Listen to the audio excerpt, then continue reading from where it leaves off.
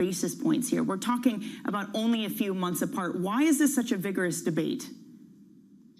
I think it's a vigorous debate because the inflection point in your stance is always the most important one. Because obviously the ECB has been hiking for a while, has continued hiking later than the Fed. The Fed stopped 3 months before the ECB. So there's a lot of symbolic and policy focus around the inflection point. When do you start cutting? Because everyone knows that once you started cutting, well, it's usually the beginning of a trajectory, and it may come in July, it may come in September. It doesn't really matter. You are on the downward trend. So the biggest fight, if you want, was on should we cut at all? That's now completely in the bag. Now we're talking about the trajectory, and I think it's actually less problematic if the ECB waits for 2 or 3 months after having provided this first cut, because the entire market will know, okay, it may take a bit of time, but the direction of travel is super clear. Gilles, I get that, but I mean, is it the same this time around? I mean, this isn't a classic cutting cycle as most of us know it. This isn't a recession that the ECB needs to get somewhere in a hurry. As you say, they can take their time. This is more of a mid-cycle tweak. So can we really look at it the same way, that this is as big of an inflection point as it usually is when an ECB, when a central bank starts to cut? I think it really still matters precisely because we've got this issue of potential divergence with the Fed. There is in the market a very strongly held belief that usually it's the Fed which sets the tone. So I think that from a symbolic, and more than symbolic, from a policy point of view, that the ECB would in June take the risk of diverging for the Fed, making its decision for itself without necessarily waiting for what happens across the Atlantic. I think it's a very, very strong signal that indeed monetary policy in Europe is decided based on the inflationary process in Europe. We cannot entirely ignore whatever comes from the exchange rate channel, but 90% of our decision-making should be based on domestic development. So I agree with you, there is no recession we need to deal with at this moment. But I think the ECB needs to send this very clear message to the rest of the world, really, and to public opinion in Europe. We make our decisions based on what is good for Europe. And the fact that the Fed is facing currently difficulties with a less clear disinflationary process should not stop the ECB from making the right decisions. Gilles, enjoyed talking about this. As always, sir, it's great to catch up. Gilles Mowac there of AXA Investment Managers on the prospect of intellectual contagion and the risk of viewing Europe with American lenses. What do you make of that? I mean, it's exactly what the market is doing. When we had the dollar finally come down this week after CPI, you know what everything else priced in? They said, oh, well, now the ECB, now the UK, now they have more room to cut. I get it. You don't want this intellectual contagion, but the currency markets matter. The ECB talks about it. So yes, you can say that the inflation picture in Europe is different, but they're impacted by the U.S. They can't escape that. The U.S. just dominates. It's the Fed that dominates and normally would be leading this path, but the disinflationary story, to Jill's point, is just not there the same way it is in Europe. So Europe needs to look internally in an idiosyncratic way. The importance of the FX channel, it's not going to affect the starting point. They're going to go in June potentially. But to your point, Danny, does it shape the limits of how far they can go? Not when they start, but how far they can go. And I think we might hear more language like Isabel Schnabel saying we can cut now, but then we need to wait because, again, the Fed hasn't started their cutting cycle. Second hour of Bloomberg Surveillance coming up next. We'll catch up with Katie Kaminsky of Alpha Simplex, Bloomberg's Mandeep Singh, Megan Robson of BNP Paribas, and Aditya Bhargava of Bank of America. That's all coming up from New York City. This is Bloomberg.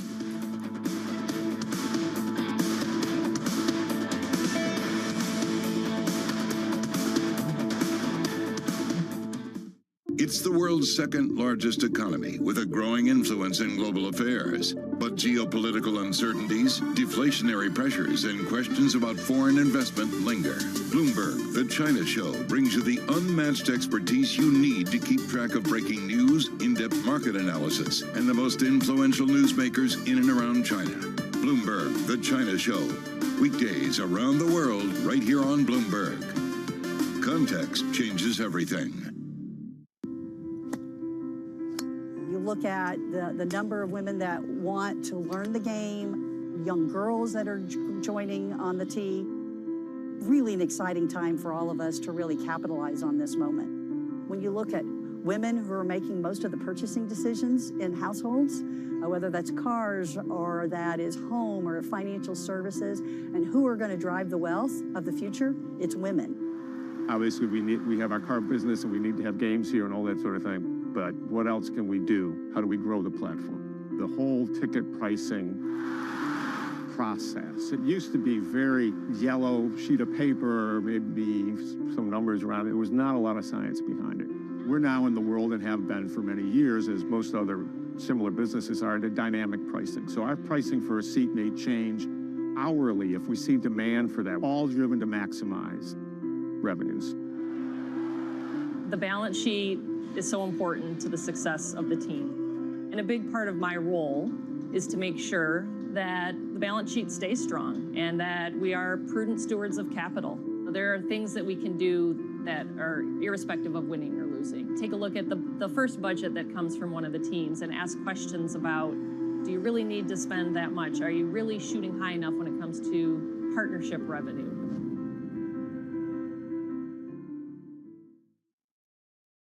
Welcome to the world of decentralized finance. With the surge in Bitcoin, you have crypto stocks also surging. Bloomberg's covering all things crypto, the people, This is a political attack, and we must hold our elected officials accountable. the transactions, Really a record-breaking moment. Bitcoin is the exit strategy. and the technology. Awareness is going to grow, and these things grow the overall industry. Crypto as an asset class is here to stay. Bloomberg Crypto, only on Bloomberg.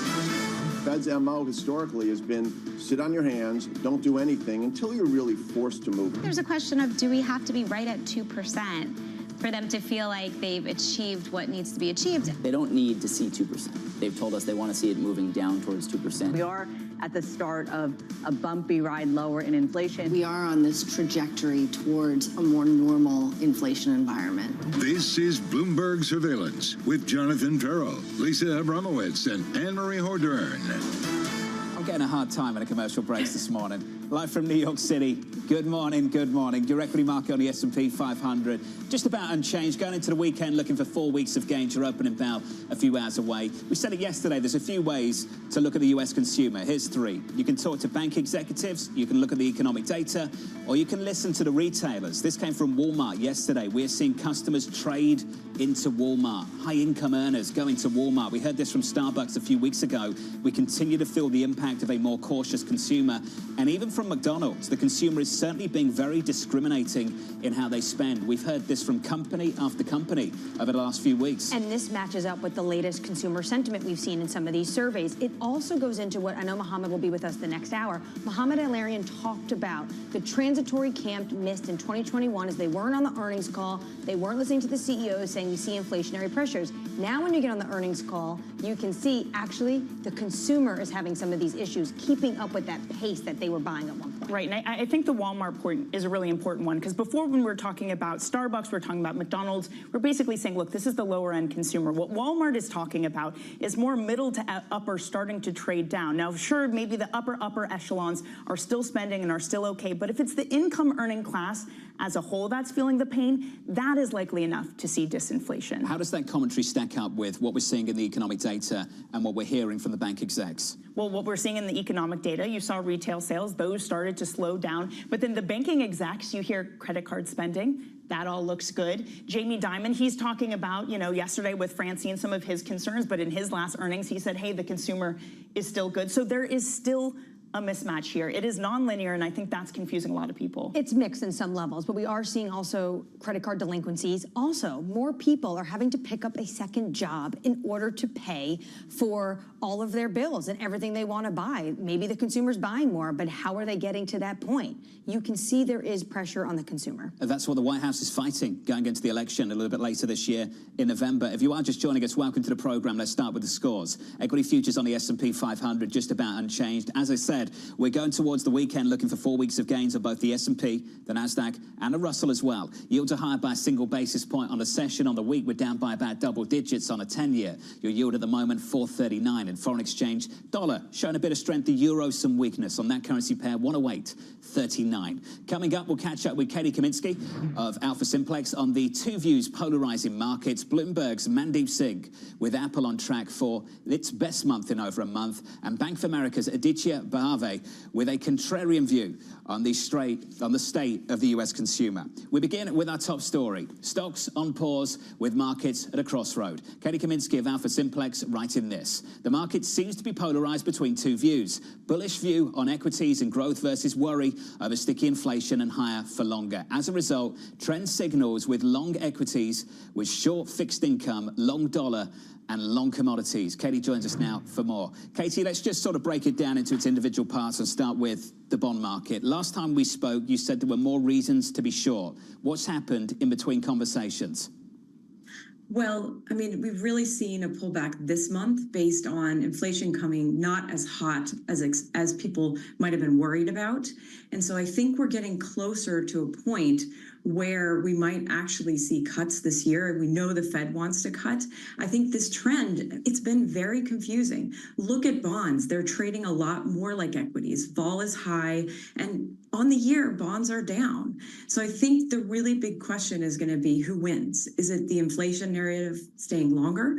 Or is it that equities are right, that we can sort of smooth into rate cuts this year? So far, signals are still short in fixed income because look at the long-term trend. It's still there despite the recent pullback. So if you can help us go through what you're positioned for right now, bonds versus commodities, and let's throw foreign exchange in there too.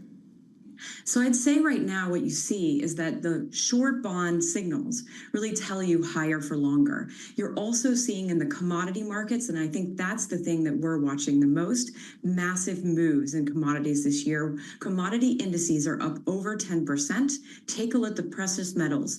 Copper in particular has been up tremendously lately. So these are signs that are not talking about the consumer, but really talking about prices of raw goods. And I think you're still seeing that mixed picture where cross-asset themes suggest higher for longer and concern that it's going to take longer to get over the inflation issue and get inflation down than people would like. It's very fascinating as well that the ECB might cut first. In some sense, that'll be a good proof point to see what happens when when a large economy like the ECB starts cutting.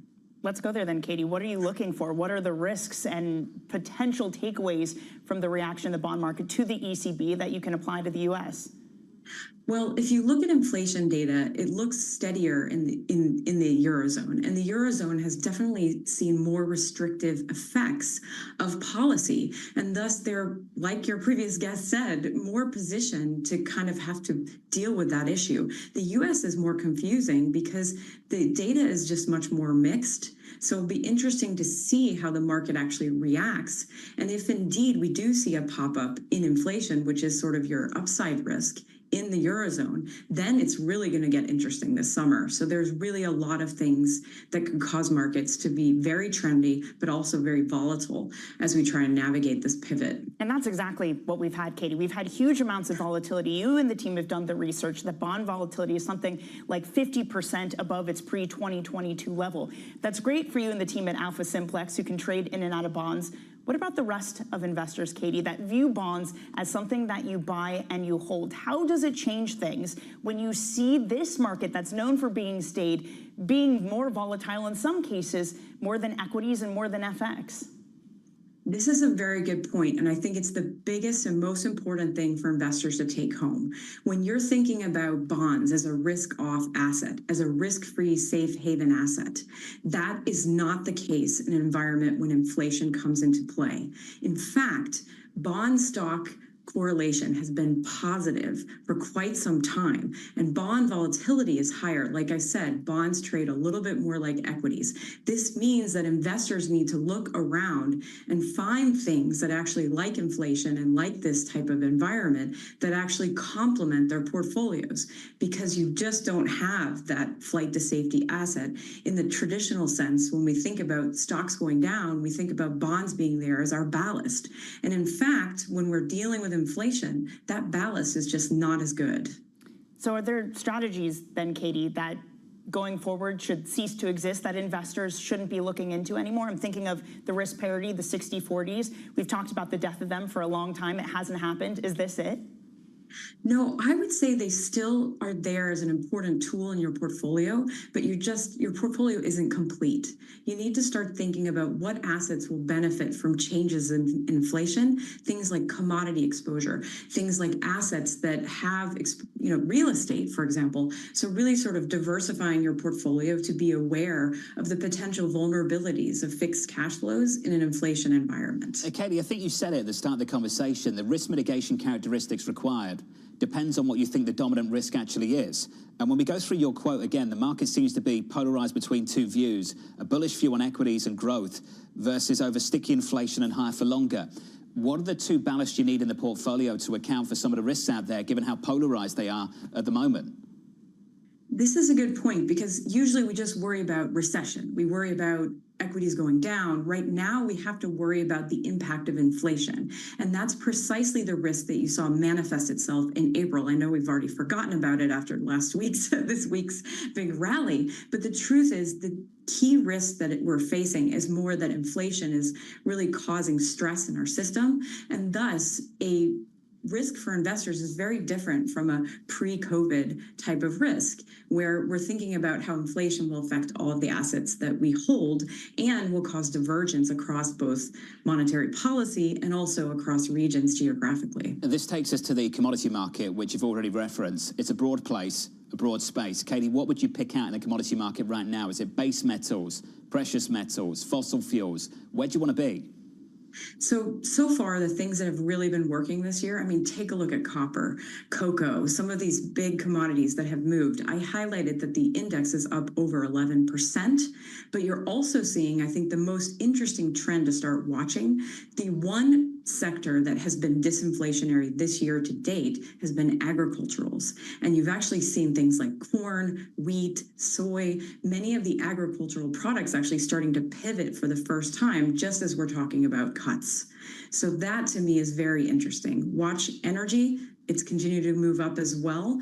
So all of these things are definitely putting a headwind against this inflation narrative, and they're going to make this more tricky this summer. Katie, one metal you didn't mention is gold. Continues to rise, but there's a lot of different reasons why some strategists say it will continue on this trajectory. What do you make of gold's ascent? So gold is often seen as a great safe haven investment for inflation. And so what was interesting to me is just to watch the tremendous acceleration in gold around the time where people started to get reconcerned about inflation, particularly April. But what's even more interesting is that it's continued into May. So it seems in some sense that people are thinking about gold as their safe haven asset instead of bonds, given the volatility and the risk-off properties dissipating in those assets. So I think gold is something to watch as a barometer of how people feel about the realities of inflation. Katie, thank you. Katie Kaminsky there of Alpha Simplex on a range of issues, but also echoing what we heard from Jeff Yu about an hour ago. The risk around central bank reserves, maybe shifting away from treasuries and going towards gold. Yeah, you know what I also think is interesting about this? One is just it could cause more bond market.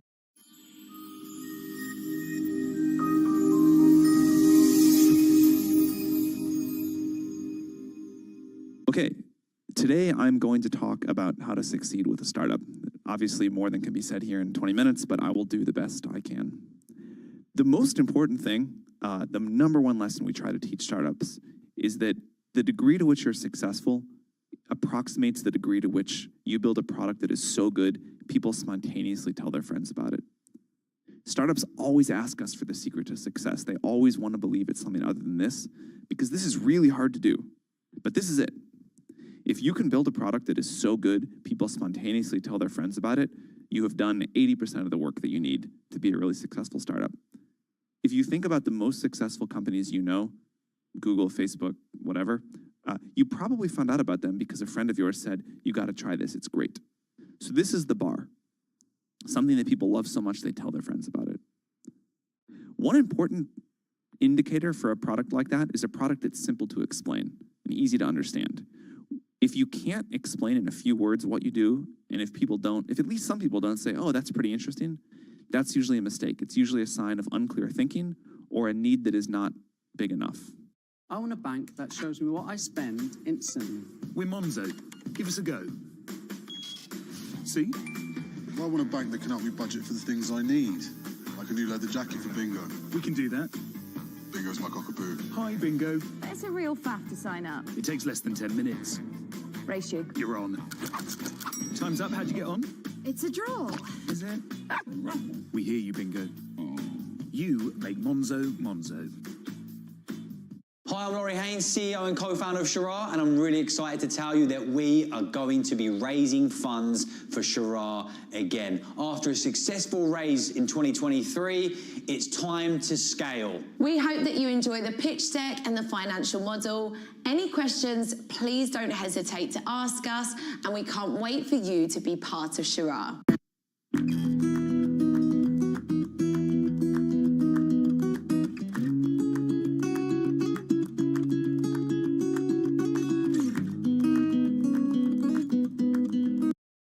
Power. Intense rainfall and heavy winds barreled through the Houston area on Thursday, blowing out windows on skyscrapers in the center of the city. The storm hit just as the grid again warned of a potential power emergency. Houston is under a flood warning through Tuesday, with more rain expected over the weekend. That's your Bloomberg Brief. John? Yahara, thank you. Thinking of everyone in the affected areas this morning, that's for sure. More from Yahara in about 30 minutes' time. Up next on this program, AI optimism, fueling gains. We're about to enter an incredible new world, which is the world of artificial intelligence. We're going to see just some incredible new ways to run our businesses. We'll be talking about some of those new ways up next on the program, live from New York this morning. Good morning.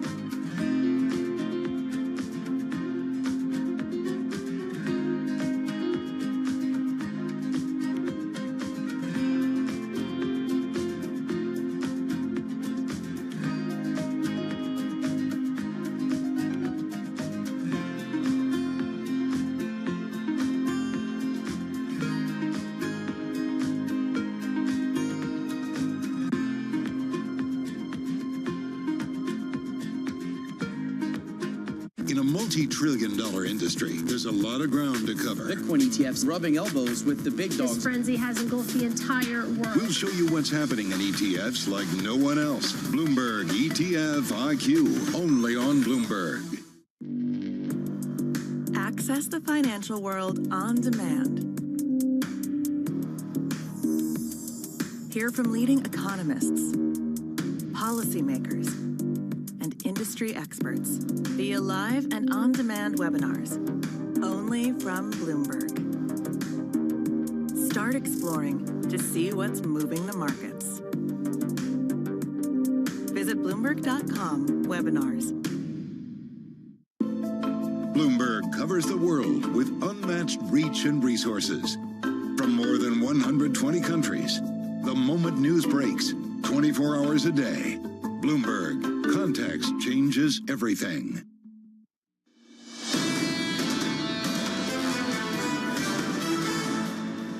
Equity futures on the S&P just about unchanged. As I've said repeatedly, light on economic data throughout today. Going into the weekend, though, lots of Fed speak. You'll hear from Waller, Kashkari. You'll hear from Daly as well, and Powell over the weekend, a commencement speech. Now, I think you've got to be a very committed Fed watcher to watch a commencement speech, but if you really want to do that, it's Georgetown Law. Pretend you've got a student there. I don't know.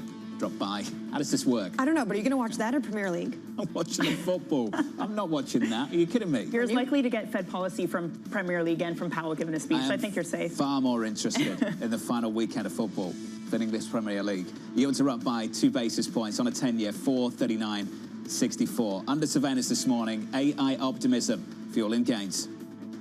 Right now, we're about to enter an incredible new world, which is the world of artificial intelligence and how it's going to transform these customer relationships. And I think we're about to see some technology that we never thought we'd see in our lifetimes. We're going to see just some incredible new ways to run our businesses.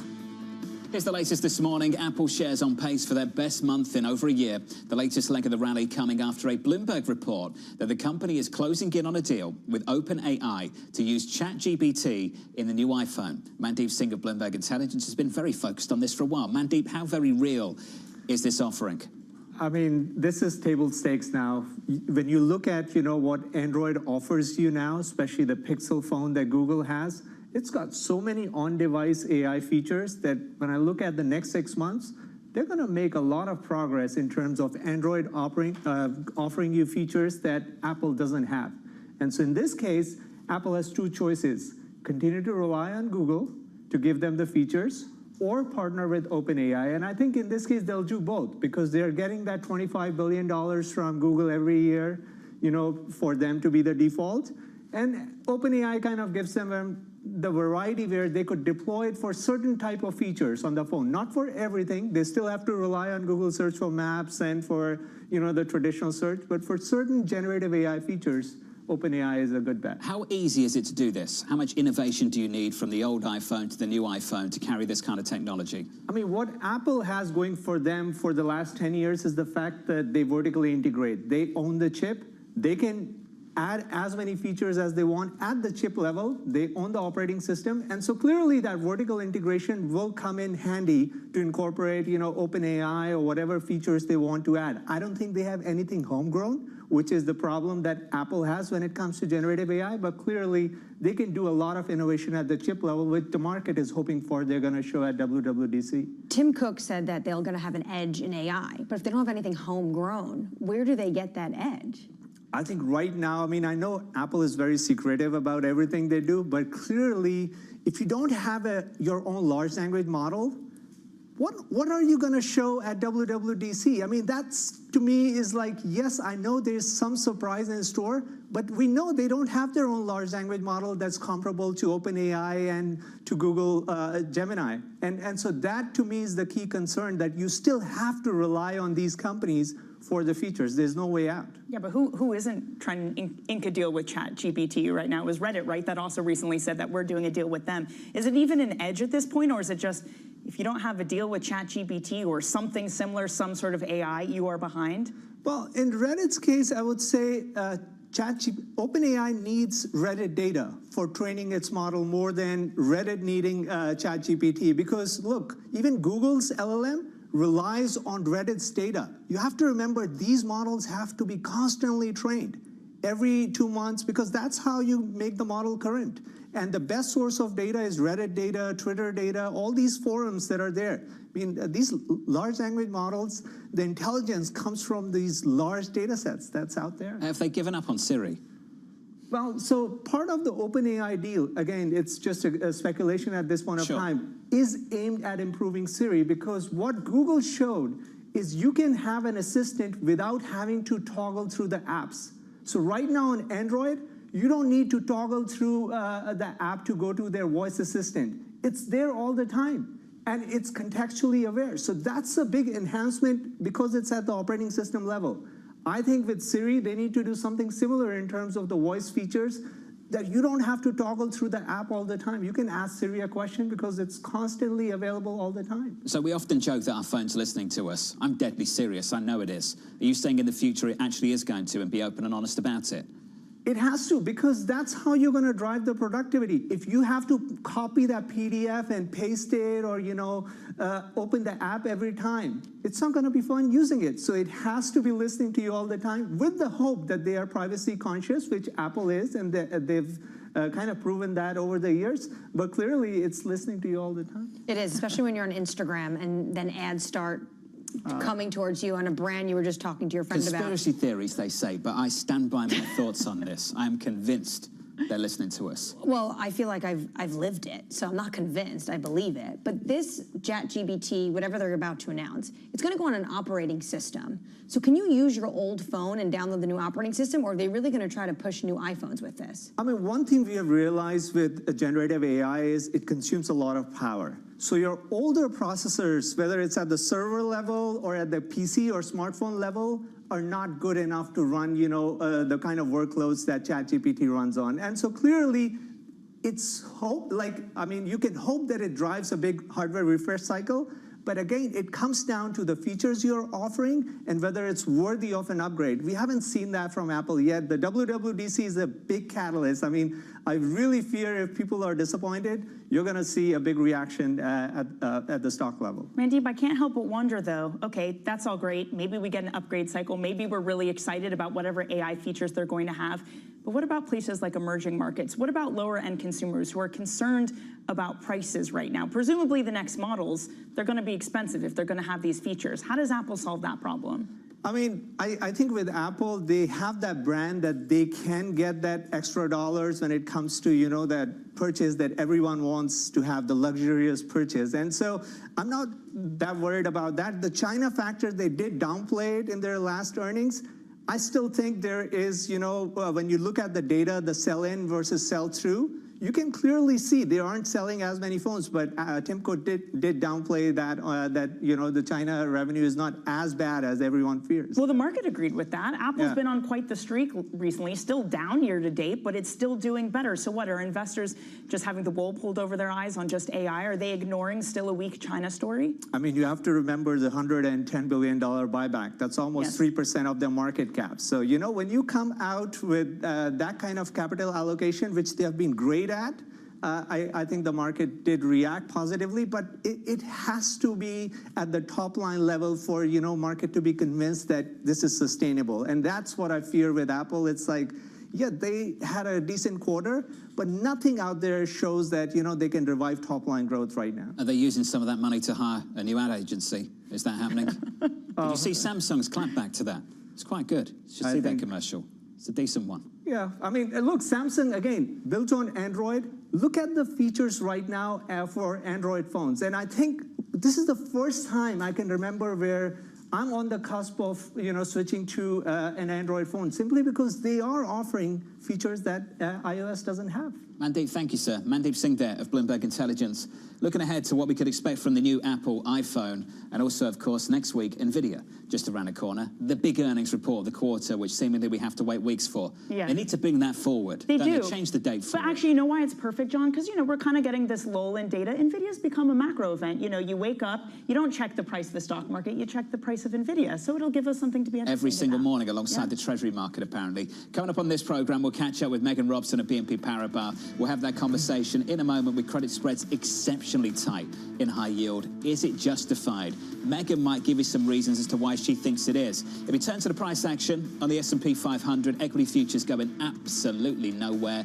Yields are just about unchanged, higher by 2 basis points, in and around 440 on a 10-year, 439.83. From New York City, this is Bloomberg.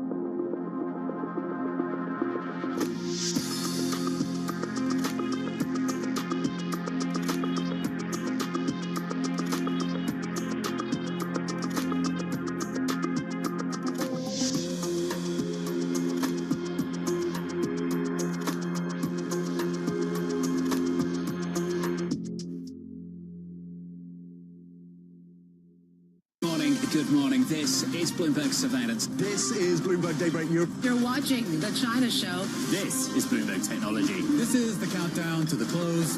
Welcome to Balance of Power. This is Bloomberg.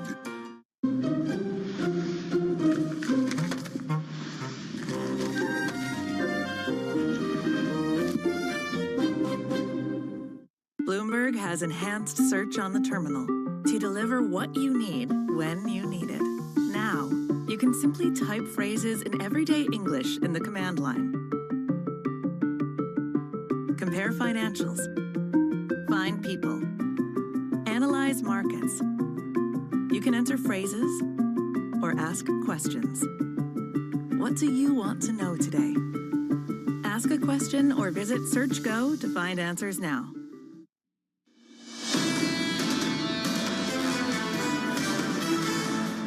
Take a listen to this. Widely reported this morning, ESPN saying this, that world #1 golfer Scottie Scheffler, detained by police in handcuffs after a misunderstanding with traffic flow, led to his attempt to drive past a police officer going into the golf club, getting ready for the second round. The police officer attempted to attach himself to Scheffler's car, and Scheffler then stopped his vehicle at the entrance to the club. The police officer then began to scream at Scheffler to get out the car. When Scheffler exited the vehicle, the officer shoved the golfer against the car and immediately placed him in handcuffs. That's the latest on the world's #1 golfer on one of the major tournaments of this year. And his tee-off time, I think, is supposed to be in an hour, a little bit over an hour. It's going to be hard after something like that. Needs time to stretch. No verification, of course, here at Bloomberg, but I don't imagine that anyone's working on this story either, but if we hear more about this, I'll share it with you. Thanks for joining us. Equity futures on the S&P. Don't worry, no more golf talk for those of you that hate the sport. Equity futures on the S&P going absolutely nowhere. On the Nasdaq, we're positive by 0.1%. On the Russell, going nowhere also, but going somewhere on the week. 4 weeks of gains across the S&P, the Nasdaq, and the Russell. In the bond market, on a 2-year, 10-year, 30-year, we look a little something like this. Yields are higher at the long end of the curve. On a 10-year to 439.64. On the session, up by 2 or 3 basis points. On a 30-year at 453.87. We are down, though, on the week, on a 2-year and a 10-year as well. If you switch up the board and get to foreign exchange, I want to talk about the euro just a little bit. 108.41. We're negative on the euro by 0.25%. Executive board member Isabel Schnabel in an interview suggesting June, we're ready to go, but July, I don't think so. We had some pushback from AXA, Gilles Moek, about 40 minutes ago, Danny, basically saying we should de-emphasize the importance of the FX channel as a factor in a decision around interest rates and the future of inflation in the Eurozone. Right, but I mean, he even said, look, I don't even know if July is viable. Maybe that they do cut in June and then they wait until September. Basically saying that the important thing was when they started the cycle, that was an important psychological shift. Again, John, to your point, because inflation is more contained in Europe. But again, I don't know if I'm buying it. This idea that they're going slow because they need to, part of it must be the FX transmission channel because it is important. We know it is. And is Schnabel saying this because she's thinking that too? It's a question for Christine Lagarde in a few weeks' time going into that meeting. The euro, 108.41. Under surveillance this morning after a turbulent start to the year. Boeing's shareholder meeting taking place at 11 a.m. Eastern Time. The search for a new CEO said to be a key focus following Dave Calhoun's decision to step down at the end of the year. Have we got a name apart from Larry Cole?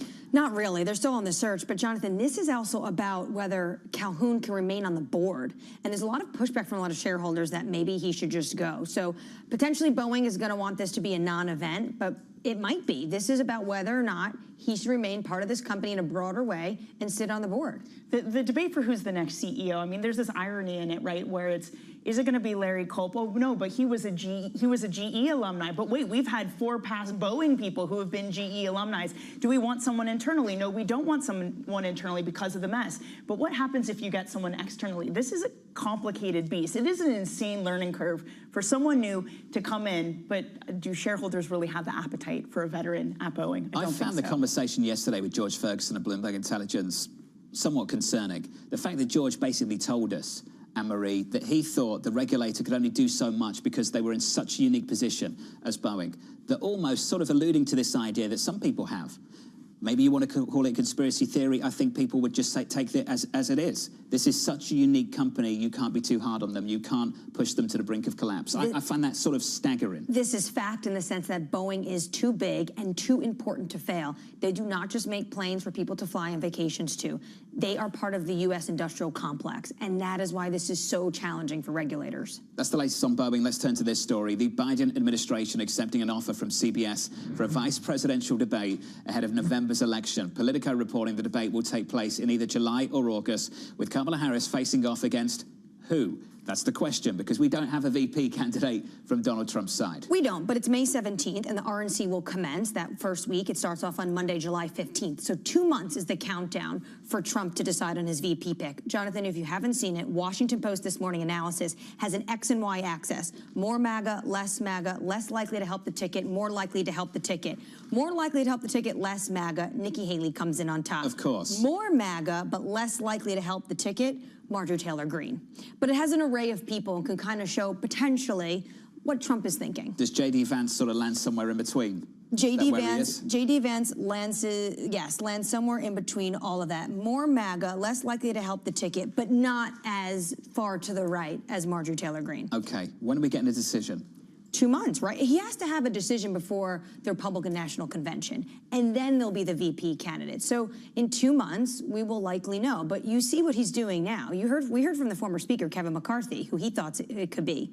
Tim Scott, North Dakota Governor Doug Burgum, who has a lot of cash, and the donors like him, doesn't outshine the former president. There's a lot of names that have been floating around. How do you think Scott would feel if it was Nikki Haley, after the way Scott's behaved over the last few months towards Nikki Haley? Well, I think Scott would feel like, look, I'm from the same state, and I have been behind you the second I dropped out. But if he was to choose Nikki Haley, this would encompass the entire Republican Party, some think. And really, this would be a huge win for donors. It's been a week of kissing the ring in downtown New York. If you've missed that, that's exactly what's been happening. Everyone's been coming up from Washington, just sort of bow down to the emperor and say, can it be me? The New York Times was talking about how so many Republicans have been up here in New York that they almost lost control and their majority on the floor. This is a true story. Yes. Absolutely ridiculous. Let's finish on this. Fed officials embracing the higher for longer narrative, suggesting they're in no rush to cut rates. A busy week of Fed speak continuing today and through the weekend as well. Fed Chair Jay Powell capping things off, giving a commencement speech at Georgetown Law on Sunday. Megan Robson, the head of US credit strategy at BNP Paribas, joins us now for more. Megan, great to see you as always. Good morning. Let's start with the Fed speak, then we can get to these very tight credit spreads and talk to you about how justified they are. Has the song changed for you, the song that we're hearing Fed officials sing?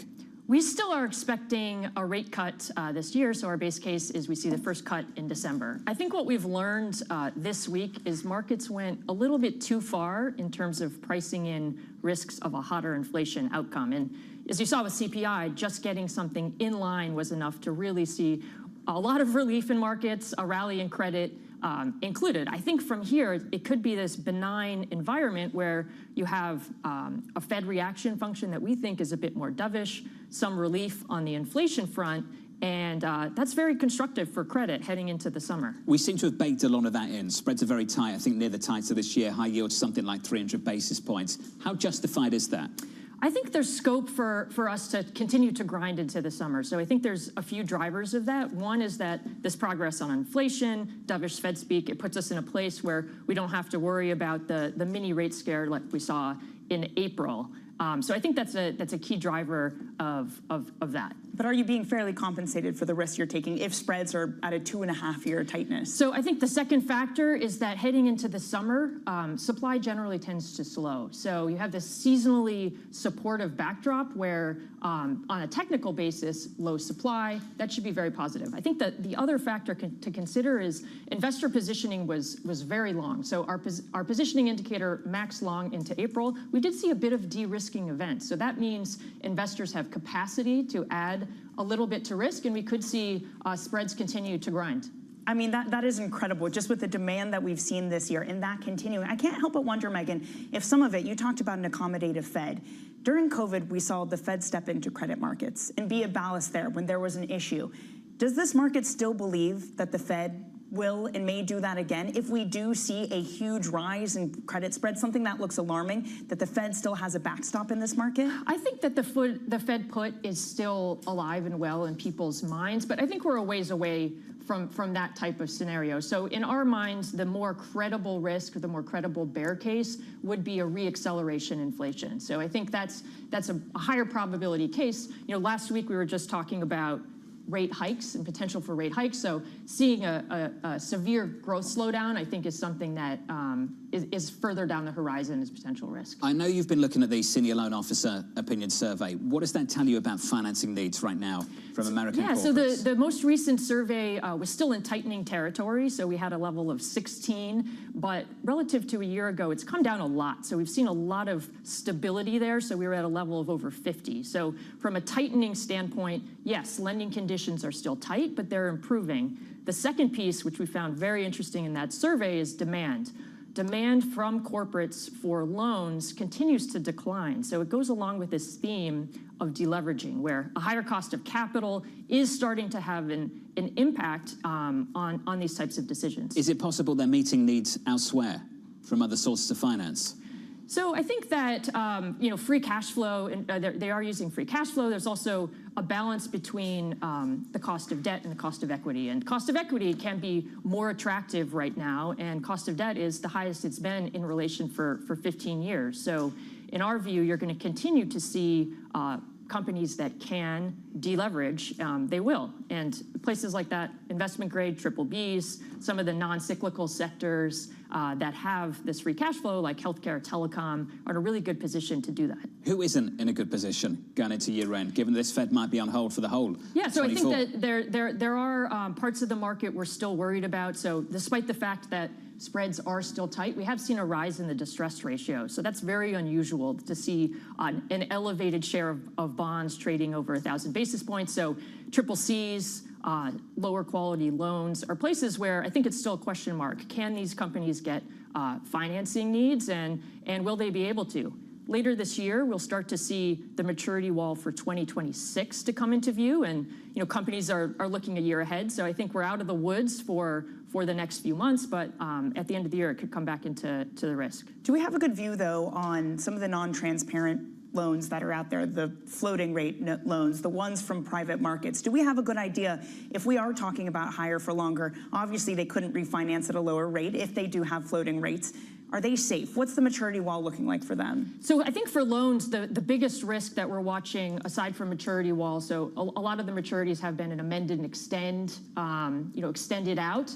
But for us, the risk is really a cash flow issue, and you have seen interest costs roughly double for many of those issuers. We've been surprised by the resiliency of that market. I think given that private equity has had a role, some companies have been given help. There's been a lot of distressed exchanges that have helped sort of extend the runway, but that's a place where there's still definitely risks in the system. Megan, this was great. Things are getting better, not worse, in credit, apparently. Yes. Which is a good thing. Megan Robson of BNP Paribas. Let's hope it stays that way. Equity futures at the moment, if you are just joining us, just about positive on the S&P 500. With an update on stories elsewhere, here's your Bloomberg Brief with Yahara Hackers. Hey, Yahara. Hi, John. A U.S. judge has ordered Jane Street to detail a secret Indian options strategy. The firm alleges 2 former traders took to their new jobs at Millennium Management. It's facing a deadline next week to provide specifics about the information it alleges was stolen.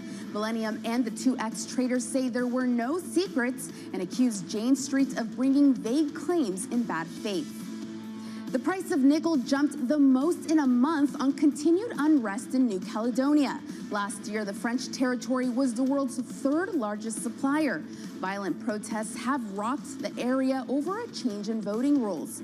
Nickel is a key metal for electric vehicles, and the surge helped boost other base metals like aluminum and copper. And shares of Richemont on the rise. The Swiss watch and jewelry maker, which owns Cartier, reporting full-year sales that beat analyst estimates. The company also appointing a new CEO. Nicolas boasts a 3-decade Richemont veteran and head of its fast-growing Van Cleef brand, will take over as CEO on June 1st. He will continue reporting to Chairman Johann Rupert. That's your Bloomberg Brief. John? Yahara, thank you. More from Yahara in about 30 minutes' time.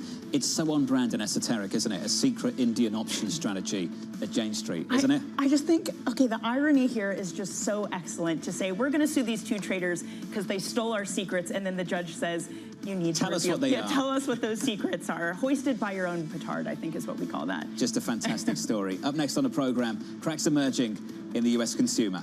It does feel like the consumer feels a little bit stretched, but of course we're watching that lower income consumer more so than the broader economy. That's up next. This is Bloomberg.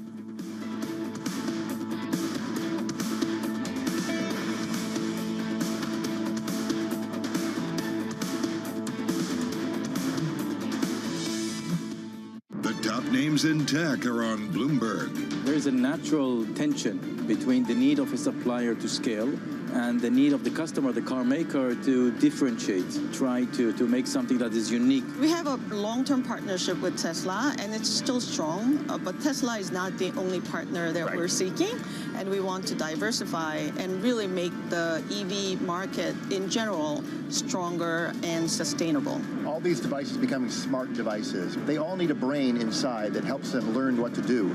That brain inside is ARM. I'm believing the next user experience is going to be based on Gen AI on the phones. We're optimistic that we could start to see devices as early as this year. Our job is to provide great index products and then to be the listing exchange for those index products that allow investors to invest in all sorts of tradable instruments, including now Bitcoin.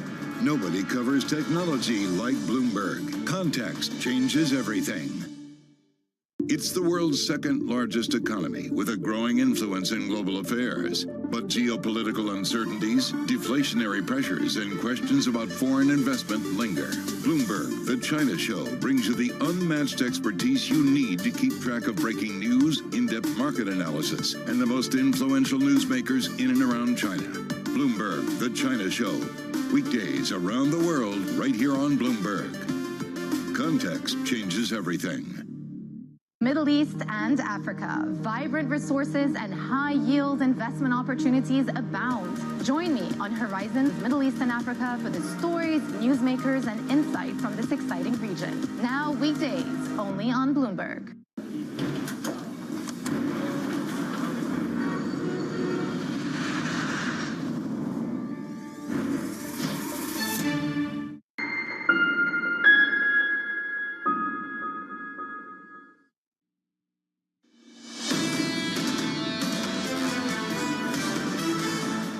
Equities right now on the S&P 500 just about unchanged. We're going nowhere. I mean, we're going somewhere, just not very far. We're up by 0.05% on the S&P. Going somewhere this week, though, big time. Another week of gains in store on the S&P 500. So far through Thursday, heading towards a fourth week of gains. Yields declining on the week, up on the session by 2 basis points on a 10-year. 439.64. Under surveillance this morning, cracks emerging in the U.S. consumer. It does feel like the consumer feels a little bit stretched, but of course we're watching that lower income consumer more so than the broader economy. Now keep in mind, both the labor market and the consumer started from a position of strength. So when we think about cooling, it's cooling from a very strong base. So here's the latest this morning. Traders assessing the effects of a higher for longer rates environment on the US consumer. Aditya Bave of Bank of America writing this. Lower income spending has generally outpaced higher income spending on a year-over-year basis since early 23. Even excluding necessities, this is consistent with the strength in blue-collar wage growth since the start of the pandemic. Aditya joins us around the table. Hello, sir. Good morning. This is not consistent with what everyone's telling us around this table, though. So what gives? Right, so that's what we're seeing in our card data. Just to be clear, in our internal card data, we are seeing that on a year-over-year basis, lower income spending is outpacing higher income spending. And yes, we understand that lower income folks tend to spend more on necessities, but even if you X those out, you get the same result, right? So there's a couple of reasons for this. You can argue that, maybe we're not seeing cash transactions. And that's why this is the case, because by definition, we're only seeing cash transactions. But another possible, we're only seeing card transactions, right? But another possible explanation is just that lower income folks are seeing the fastest wage growth. They have seen that cumulatively since the start of the pandemic. And they're also seeing the fastest job growth. So income is the first order driver of consumer spending. And while there are stresses on the spending side for lower income folks, obviously, the income growth that they've seen has offset, in our view, a lot of the pain from inflation. What tells you the source is income and not leverage? What explains that? Well, we generally think income is the first order driver of spending and balance sheets are second order. So you do see some issues, to be clear, with credit card delinquencies. According to the public data from the New York Fed, delinquencies are the highest and the fastest rising amongst lower income households. And those households are also the most likely to be maxed out on their cards, right? So the way we think about it is, as long as the labor market holds up, this group will be fine in aggregate. Of course, there's going to be struggles for certain households, but as a cohort, this group will probably be fine.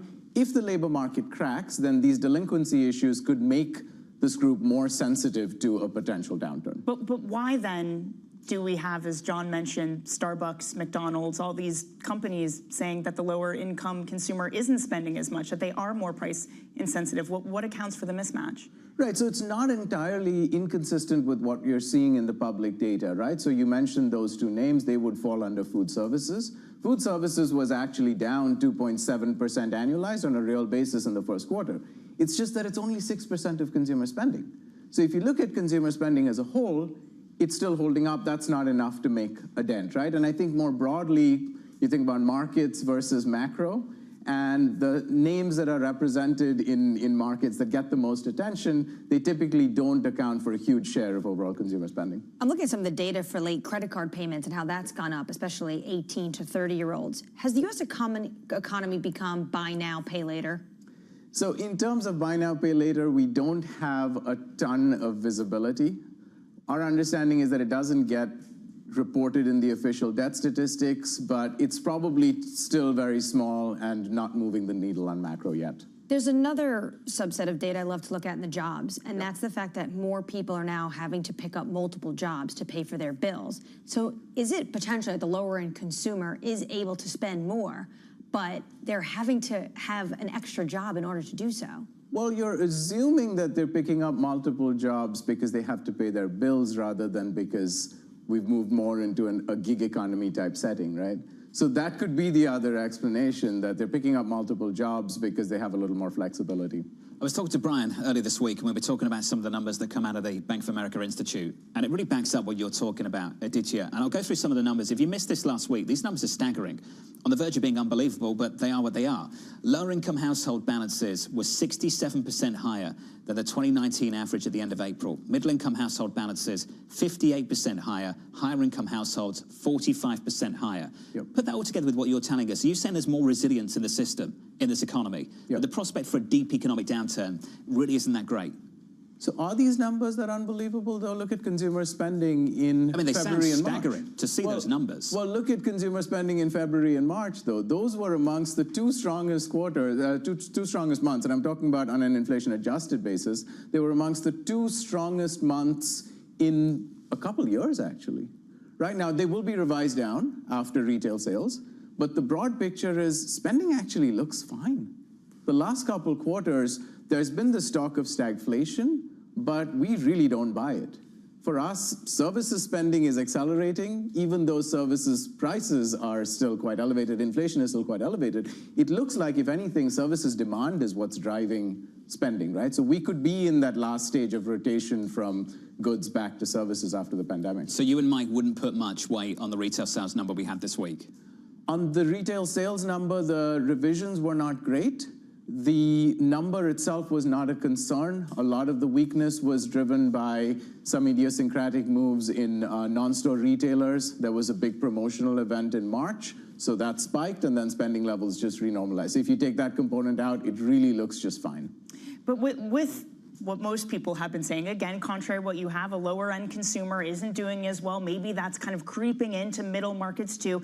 And that means inflation is slowing, and that means that the Fed is going to be able to cut this year. Are you saying, if we're not seeing that slowdown, if it is still a strong lower-income consumer, that we need to start thinking differently about what the Fed does this year? So our view is that the Fed starts cutting in December, but the risks to that, from our perspective, are actually for a delay.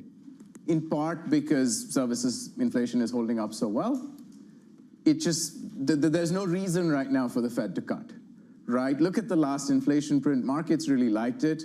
We think it translates to about 23 basis points on the core PCE, which is much better than the last 3 months. But what does that annualize to? That still annualizes to 2.8%. We're not actually decelerating on a year-over-year basis, right? So there's still a lot more work to be done, and with services demand holding up, there's really no reason right now for the Fed to start cutting. I was going to say, what you're describing is an environment where you could definitely see inflation come back. If spending is still as strong as it is, why are you so convinced that December will be a cut and the next move won't be a hike? Right, so Chair Powell has done a lot of work to keep hikes off the table. We think the Fed really doesn't want to hike and would prefer to stay on hold, right, for as long as they need. But in terms of the first cut, I think the story would have to be that the mix of inflation is improving. If housing inflation starts to move down, we know that's a very lagging variable, but if that starts to move down, I think the Fed's going to feel a lot better and probably more confident about cutting. If the consumer is holding up, especially in your data, lower income consumers, why are the polls so bad that people feel like the economy is not doing well? Well, there's a difference between price levels and inflation. So inflation's cooled off a lot, but price levels are still way, way above what people are used to seeing. And even if folks are seeing wage growth to offset those higher prices, it's still a mental exercise that people don't like to do, right? Why are prices so much higher? Why does lunch around, Midtown Manhattan cost $20? None of us like that, right? Why does it cost $20? Well, because prices have gone up across the board. And it's just for like a salad. The price hasn't changed that much over the last 12 months, right? That's the point. The good news. So it went up a lot, and now it's kind of flattening out. It's just not coming back down. It's probably not coming back down, and the Fed doesn't target outright deflation, right? So it probably won't. Aditya, this was great, just fantastic. Thank you, sir. Aditya Bave there of Bank of America, just going through the data, which seems to go against the widely held sentiment out there at the moment. It goes against the sentiment because it goes against some of the data. But again, this gets back to this idea of how reliable is this data that we're looking at. CPI, for example, if you look at owner's equivalent rent coming down, Paul Donovan says this isn't a real price. This isn't something people actually pay. So maybe we need to be paying more attention to the kind of data that we've been talking about, the credit card data, to get an actual sense of what's happening in this economy. Looking back at Aditya's note, this is consistent with the strength in blue-collar wage growth since the start of the pandemic. I just come back to this data and I say, this is not showing up in the polls. Not at all. This is what the Biden administration wants to see and would love for people to feel. Maybe the data's there, but the emotion's not. Absolutely not. Looking forward to that first debate in the next month or so. If it actually happens, I assume it's going to happen. It's going to happen? They say it's happening. Okay, let's see if they can agree on the rules. The third hour of Bloomberg Surveillance is coming up next. Here's the lineup for you. The brilliant Mohammed Al-Erin of Queen's College, Cambridge, joining us around a table for the next 1 hour or so. We'll catch up with Chris Caso of Wolf Research, looking ahead to NVIDIA earnings next week. And we'll speak to Seth Carpenter of Morgan Stanley from New York City, with equity futures here on the S&P 500 just about positive. Yields at the longer end of the curve higher by 2 basis points. Your yield this morning at about 4.39, and the dollar showing some strength against the euro at 108.45.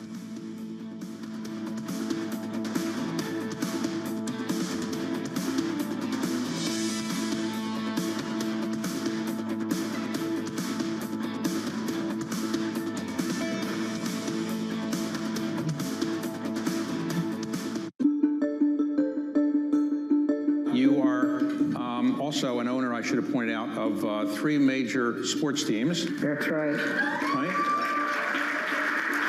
And you're the first woman, as I understand it, the first woman to own 3 major, have a stake in 3 major sports teams. Is that right? Yes, and we'll say African American. You were approached by the owner then of the, I guess, the Washington Wizards and the Washington Caps about maybe buying the Washington Mystics, which is the women's basketball team. And what did you say? Well, first of all, Abe Pollin. He did come to me and Susan O'Malley, and they said, Abe Pollin says, look, I want you to be the face of the Washington Mystics. And I said, what do you mean be the face of? He says, I want you to buy this team. His health was failing. And I have to tell you, and a lot of women can understand this, we never get these opportunities. So that was the first thing that struck me, and I was flattered. I was really flattered. I said, well, Abe, what are the financials on this? And he handed them to me. He says, well, they're not making money. But I was still intrigued about team ownership.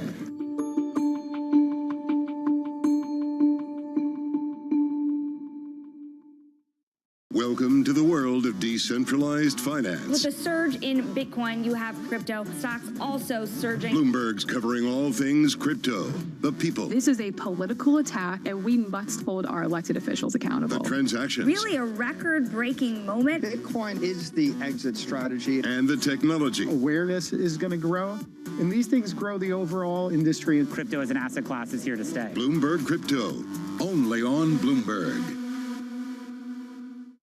I think this will probably go down in history as one of, if not the largest financial crimes ever.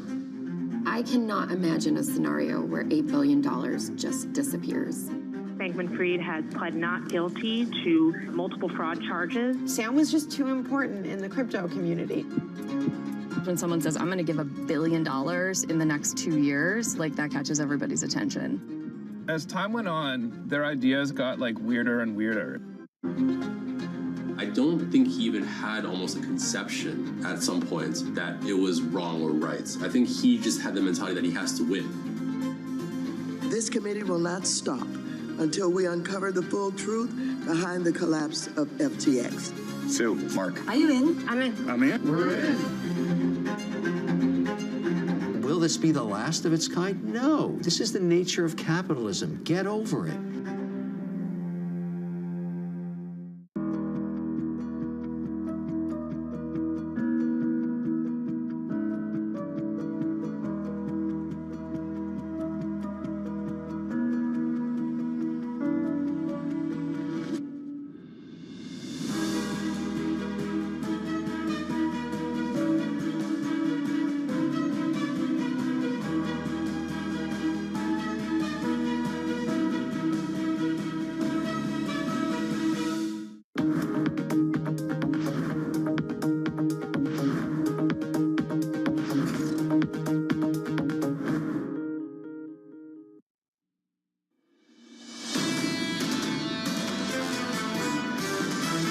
When you're facing a momentum market, to say that momentum is going to stop on a dime is a very difficult call. One of the forces that is propelling the stock market higher, of course, is the productivity story. You have more labor force engagement. You certainly have the support from the labor market. Both the labor market and the consumer started from a position of strength. So when we think about cooling, it's cooling from a very strong base. When we look at the data, we see things slowing, but it's cooling but not cool. And we're not expecting things to fall off a cliff right now. This is Bloomberg Surveillance with Jonathan Ferro, Lisa Abramowitz, and Anne-Marie Hordern. I tell you, Bramo had the right idea. Start the weekend early. I need a break from AMH and a break fast. Live from New York City this morning. Good morning, good morning. The third hour of Bloomberg Surveillance begins right now on the S&P 500 futures. Just about positive as we head towards 4 weeks of gains on the S&P 500, on the NASDAQ, on the Russell as well. We begin with our big issue. Is it all just happy talk? The U.S. economy is chugging along pretty well. There's 1,000 things that can go wrong tomorrow. Right now, everything's in pretty good shape. Where it'll be in 6 months, how much of that slowdown we see in the bottom quartile, we have to watch the data very, very carefully. The cost of living in many areas is very high. I think the chance of something going wrong is higher than people think. We're in a very unusual time, and so the adjustments are taking place, and it's running through the economy. I think there are a lot of inflationary forces in front of us. It is President Biden's top priority to do all he can to bring down the cost of living. Whatever the world is pricing in for a soft landing, I think it's probably half that. A lot of happy talk. A lot of happy talk for the next 60 minutes around the table. Mohammed Al-Aaron of Queen's College, Cambridge. Mohammed, good morning to you. It's good to see you. Good morning, John. Thanks for having me. Is it all just a bunch of happy talk? All these good things, good vibes about the U.S. economy? It's happy talk justified on where we've been, but it is dangerous looking forward. Jamie Dimon sounded like you earlier this week, speaking to Francine Lacqua. I'm not sure if you've seen the conversation. I'll bring you one of the quotes. There's a lot of inflationary forces in front of us, he said. He gave us a list of reasons that you've given us before. The green economy, remilitarization, infrastructure spending, trade disputes, large fiscal deficits. What exactly is this Federal Reserve fighting?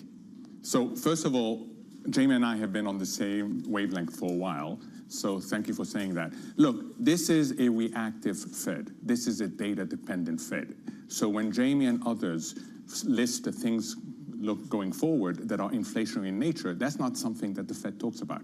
The Fed talks about the latest set of data.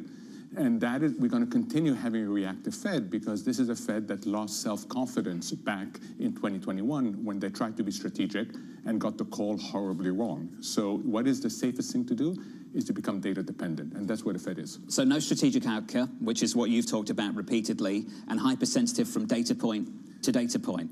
Ultimately, what does that mean for financial markets? Lots of volatility, but trending higher? Yes, as long as the whiff, I want to stress, it's a whiff of stagflation, doesn't turn into something stronger. Stagflationary winds, I think, is what you've called them. Correct. And that's what you have to keep an eye on, is that we don't want that to become something much stronger. When you say the Fed is data dependent, how dangerous is that when you have revisions like we had this week with the PPI report? No, it's very dangerous. It's dangerous first because the data is very noisy, both in terms of month to month, but also in terms of revisions. It's also dangerous because the data is backward looking and that tools act with a lag. So this is not where you want to be. And there are articles, there was another one yesterday, where that they are trying to encourage the Fed to be more self-confident and look forward and be less data dependent. When you talk about potentially stagflationary winds, I recently caught up with the former World Bank head, David Malpass. He's been talking about this for a while. Where exactly would you see that showing up if we were to see stagflation? Where exactly would you be looking? So, Anne-Marie, you talked about it earlier. Listen to the corporate calls. They're telling you that certain segments of the consumer base are already having problems. Listen to the previous interview, which was a very bullish interview about the economy, but there was an admission right there that if anything happens to the labor market, we have no buffers. We have no spare tires. That balance sheets have really deteriorated. John mentioned what happened in the interview, where it's every segment of the population that's now running much higher balances. So we no longer have pandemic savings. We have higher balances on credit cards. We have higher interest rates. So we're totally dependent on wage income. And if anything happens to the labor market, which I hope it doesn't, but if anything happens, then we are going to slow down really quickly. But Mohammed, this is the thing. I mean, you've hit the nail on the head, is that the data is uneven. We're seeing a divergence between different types of consumers, except perhaps when it comes to some of the credit card data. The data was built a long time ago when we didn't have that type of divergence. It was trying to capture an American economy that was a monolith. Do we have the right tools to even evaluate the American economy at this point? So, Danny, that's a really important point, and also it explains Anne-Marie's point as to why the person in the street doesn't feel as good as the macro data suggests. Look, during the pandemic, we had this wonderful moment where we realized that our existing databases were too partial, and we moved quickly to high-frequency data. And suddenly we were living in this world where we were, as economists, we were much more focused on let's get the best data, let's get high-frequency data. When we got out of the pandemic, we went back to the old world, and we don't use the high-frequency data enough. Now, there are efforts being made at the NBER and elsewhere to try and incorporate that high-frequency data. The big problem that we don't talk about is that the providers of those high-frequency data, who used to provide it free, are now charging money. So when you charge money, guess what happens? The access to that data goes down. So this is an issue that's being discussed in the economic profession. Do you see mistakes being made this time around, being the reverse of the mistakes made last time around, coming out of the great financial crisis? We were all waiting for the economy to go back to what it used to look like, and it never did. And it took a while for everyone to start agreeing with Larry Summers, and they eventually did. And coming out of the pandemic, ultimately, we're waiting for the economy to go back to what it used to look like, and maybe it never will. And we heard this from Bridgewater this week at the Qatar Economic Forum, powered by Bloomberg, when Bridgewater's Nir Bardia said, don't use the playbook for the last 10 to 15 years for the next 10 to 15 years. So let's maybe park next month's data, next quarter's data. What are you looking at right now for the next decade or so? What are you expecting? So first of all, I think the big mistake coming out of the global financial crisis was to assume the shock was cyclical, if you like a V, and not to realize it was secular. Thus PIMCO's new normal, which came early on in 2009. I think the big issue right now is that we as a profession and we as a market are too influenced by what happened after the global financial crisis. We believe somehow still in the back of our mind that low interest rates, very low interest rates, are the norm, not the exception. We believe that inflation is not an issue. So look what has happened to the Fed. The Fed pivoted on the basis of data. It was the opposite of the pivot they did in December when they pivoted on basis. Now they have to do a U-turn. As they're doing the U-turn and say higher for longer, the market is going the other way. So you saw what happened to the 2-year, you saw what happened to the 10-year.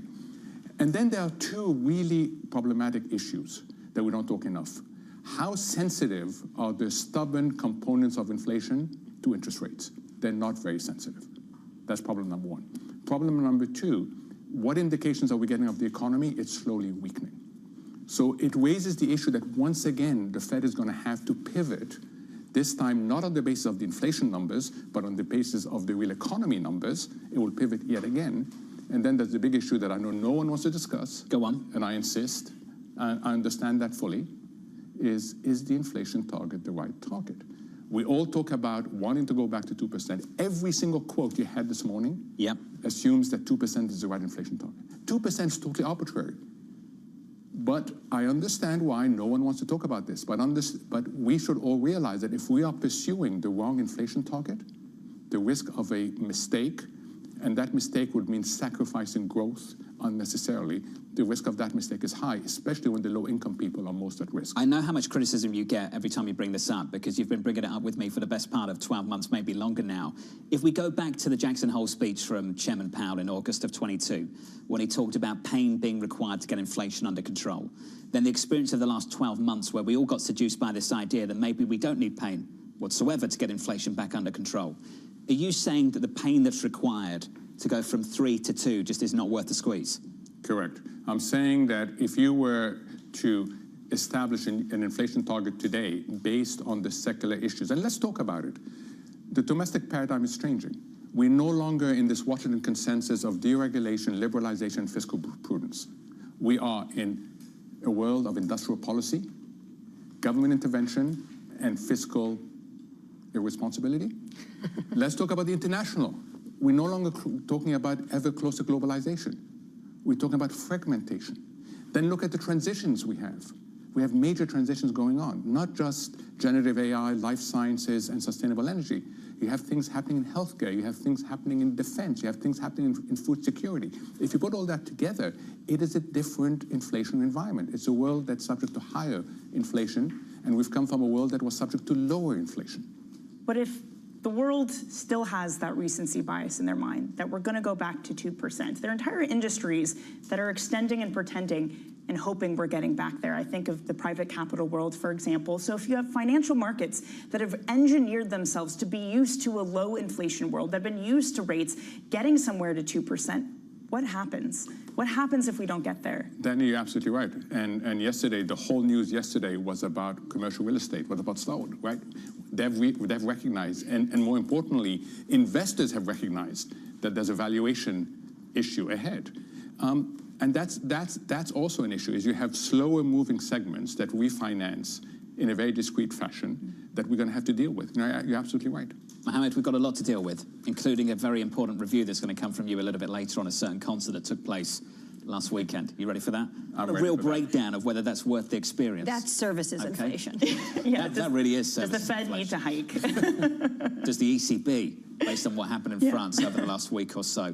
Equities right now on the S&P, positive by 0.1%. If you have no idea what we're talking about, stay tuned. Mohammed on Taylor Swift in just a moment. Let's get some news elsewhere. Here's your Bloomberg Brief with Yahara Hackers. Hey, Yahara. Hi, John. The New York Times is reporting that NATO is considering a plan to send troops into Ukraine to train local forces. It comes as the country looks to stop a Russian advance toward Ukraine's second largest city. If NATO moves forward with the plan, it raises fears NATO and Russia would be closer to a direct conflict. Bloomberg is also reporting the Biden administration and European allies are looking to send more equipment to the region. The new sports streaming bundle between Disney, Fox, and Warner Brothers Discovery has a name: Venue Sports. The joint venture was unveiled in February, but no pricing or specific launch date has yet to be announced.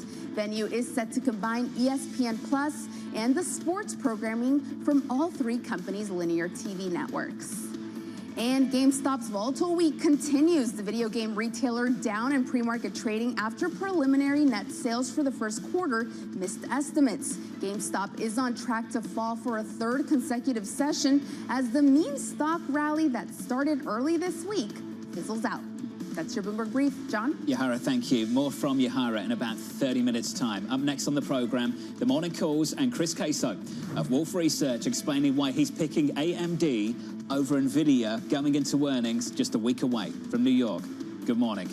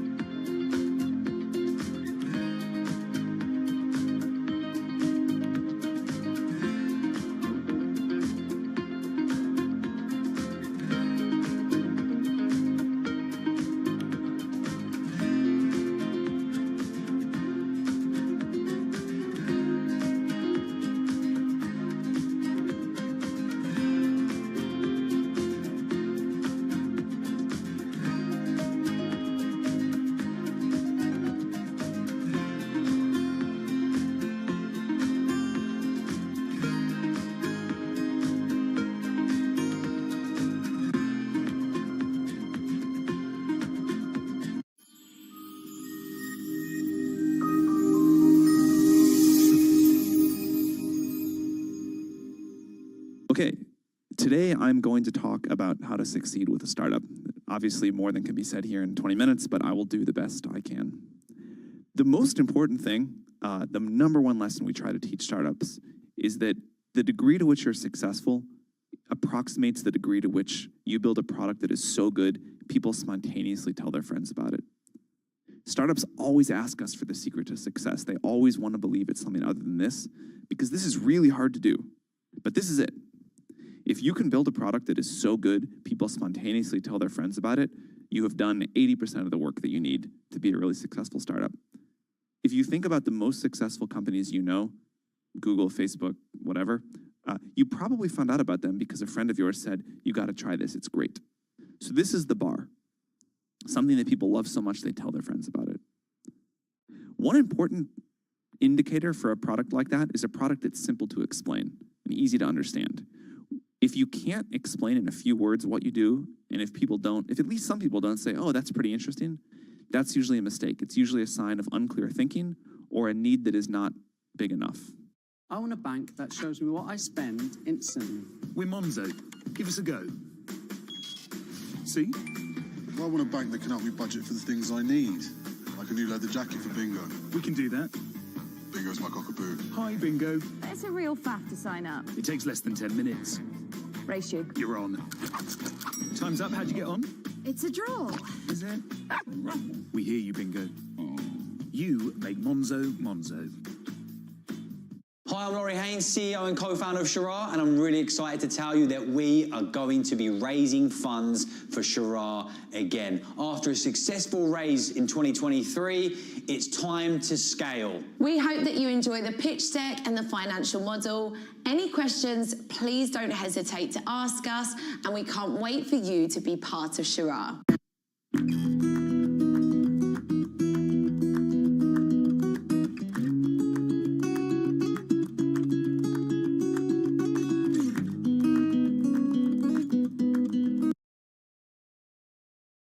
In terms of the timing, obviously you have earnings next week. NVIDIA is going into that report on its highs. Again, as you said, we're not negative on NVIDIA at all. It's actually been our top pick for most of the last 2-year period. We still like the stock very much into the end of the year. A lot of this is tactical timing in terms of when additional capacity becomes available for NVIDIA. They've been very supply constrained because demand is very good. Much of that incremental capacity comes as we go into the calendar second half of the year. And then there's impact from new products, their next generation product that come in the fourth quarter and the beginning of next year. So, we're still there for those catalysts. We're a believer in AI and believe NVIDIA remains the leader in AI. With the case of AMD, the stock's pulled back 25% from its highs. There have been concerns on AMD's AI business, and it's related to their ability to get memory. There's a specific type of memory called HBM that's associated with AI. AMD sources that from Samsung. They haven't been getting enough, which has been, we believe, a little bit of a short-term issue as that has gone around in the market. But we think that's a very short-term issue, and we think it's being solved very quickly. And with that, we think the number is going to be much stronger in the second half of the year. We think that they'll also have new product coming at the end of the year. So just tactically, with the relative move of those stocks and some of the news flow, that's why we made the move we did. Well, we saw that on AMD's earnings, Chris, fall something like 10% with results that were, for the most part, in line. Perhaps some of that underlying weakness was a concern, but it was in line generally. You saw that for ARM earnings, another AI-related name, in line, and it sells off massively. Is that what the stakes are for NVIDIA, Chris? Is in line the new miss for these AI names? Yeah, I'm afraid so. And certainly expectations are for beats that people want to see. Expectations are high, right? So we want to see, numbers continuing to go up and to the right for a while. It doesn't always happen in a linear fashion, of course. But, what's really important, and this is for NVIDIA and AMD both, is one of the things that is happening in advanced semiconductors that hasn't happened before is actually pricing is going up as well. So that's also one of the factors that we look at as you go into next year. When the new products come out, these new products are higher priced, and that's never before happened in semiconductors. So that's another driver that gets the numbers higher. Again, it doesn't happen in a linear fashion, and expectations are certainly very high for AI in general right now. Chris, zoom back out a little bit. This was initially characterized as a winner-takes-all sector, and a lot of NVIDIA's stock price move was on the back of that. Are you telling us that this is not a winner-takes-all, that this is something where you get an early lead and then other people catch up over time? Well, and it depends upon, what you define by all, right? And the way that we see the competition between NVIDIA and AMD is in much the same way the competition between Intel and AMD for the last 30 years. And, even in the time when AMD was, 1 or 2 process nodes behind Intel, AMD could still get a 10 or 15% share of the market because, the industry does not want to have one player take everything. And I think that's what's happening here. And if, you look at what the expectations are for AI over the next 3 to 5 years, just a 10% share of that market would mean, much, much bigger revenues from AI than what AMD is saying today. And their current guidance for this year is $4 billion. So, I don't think it's entirely a winner-take-all market, but it's a very big market. Chris, just a few weeks ago, another chip was added to the export list for the U.S. Commerce Department, meaning that the likes of Intel was on that. One of their chips cannot go to China. When you look at companies like AMD, when you look at NVIDIA in this entire space, how concerned are you about the tit-for-tat we see between Beijing and Washington? Yeah, and it's been a bit of an issue. For, what happened last week, that was a bit of a clarification, and it was, again, one particular company, Huawei, that's been targeted. And, in the case of, sending components to PCs, if you can't send it to Huawei, there's another OEM will pick up that share. So we don't think it's very meaningful.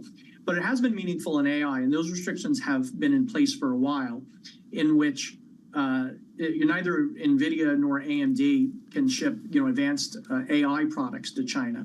And that has had an effect on the market. The market would be bigger if China could buy these advanced products. And frankly, not really sure how that's going to wind up playing out. Right now, the Chinese have the ability to produce, much lower end products that they can do internally, but that just doesn't solve the problem that they have. So, what I'd say is, the export controls have actually been very effective in reducing China's ability to compete with AI. And, what their alternatives are, they just aren't very good alternatives right now, because it's also coupled with the restrictions that China cannot get the leading edge equipment to make these leading edge products.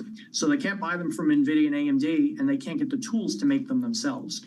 Hey, Chris, this was great. Looking ahead to earnings next week. Some fantastic thoughts there from Chris Casso there of Wolf Research. Still with us around the table is Mohammed. Mohammed, this has been a big week for big tariffs and a lot of strong language coming out of the U.S. administration. Again, this from Lael Brainerd of the National Economic Council. China is using the same playbook it has before to power its growth at the expense of others by investing in significant industrial overcapacity. Where do you think this is all heading this year?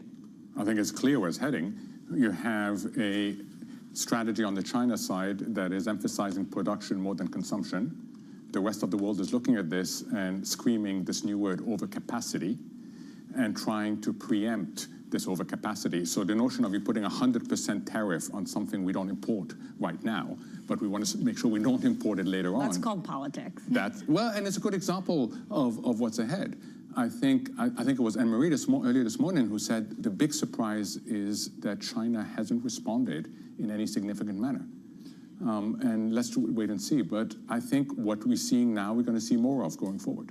Our view is that the U.S. would be better served by maintaining open trade policies that have been vital to its economic performance. That's not Beijing talking. That's the IMF. What do you make of this constant criticism we've been hearing from the IMF on how the U.S. is regarding not just trade, but also the U.S. deficit, fiscal spending? They've been very critical. They have, and they go back to how the paradigm has changed for domestic economies. They are still on the old paradigm of liberalization, deregulation, and financial prudence. And that is not there anymore. Countries are now pursuing different. Why? And Marie, very simple. In the old days, economics was driving the car, and national security and politics was sitting in the back seat. Right now, national security and politics are driving the car, and economics is in the back seat, if not out of the car completely. Then why hasn't China responded more forcefully? Why is China just using diplomacy in responding to tariffs if it's politics driving things? So, Danny, I don't know. I can try and guess, but I really don't know. One possibility but it's a total guess, is that they realize that they are in a weak situation right now, that they need to get things done domestically, and the last thing they want is to accelerate this tit for tat between them and not just the US, it's Europe as well. Well, let's talk about Europe. You spend a lot of time in the United Kingdom in your current role. You're very close to events on the continent as well. What is their move going to look like? Because when we talk about overcapacity and who has to eat it, at the moment it looks like it's going to be the Europeans, unless they do something and do something fast. Yeah, I mean, they are in a much weaker position than the US, absolutely in a much weaker position than the US. They require pan-European responses, and they are not yet pursuing pan-European responses. They're pursuing much more country-specific responses. But if they look forward and they want to promote future drivers of growth, they're going to have to shift to a much more pan-European approach. Talk to me about what that future model might look like for countries like Germany. What is the new model? What is it? So it is not being in the muddled middle. That's a really important thing. It is understanding that a lot more of our growth is going to come from generative AI, from life sciences, from all these sectors, and less is going to come from traditional manufacturing. And even traditional manufacturing is being challenged by EVs, et cetera. So you need a growth strategy. And right now, there isn't enough of a pan-European growth strategy. It will come, John. You know, the European Union You've got faith? I have faith. It gets its act together. It tends to be late. Always. Right, but it does get its act together. Okay, my strategy right now is to keep teasing your Taylor Swift review. That's my strategy, sort of deep teasing, like reality TV, you know, like coming up. But you're going to disappoint people. Why? Because I know I have a asymmetrical... Why will you disappoint people? Because I'm not exactly the best review. No, this is the review for our audience that maybe wouldn't actually go to a concert. All the dads out there that might have to take their kid to a Taylor Swift concert, like you're the guy. Mohammed, you got to tease it. You're the guy. Ultimate girl dad. This is what people want to hear, all right? Wait, pause. It's going to happen. Seth Carpenter wants to know too. He's joining us from Morgan Stanley next after a busy week of economic data. From New York, this is Bloomberg.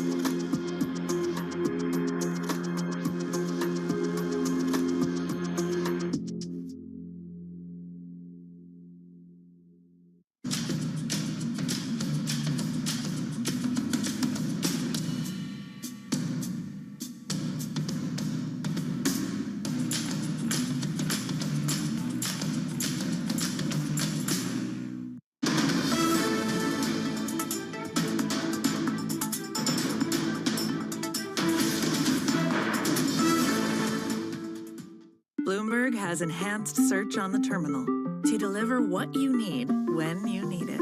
Now, you can simply type phrases in everyday English in the command line. Compare financials. Find people. Analyze markets. You can enter phrases or ask questions. What do you want to know today? Ask a question or visit SearchGo to find answers now.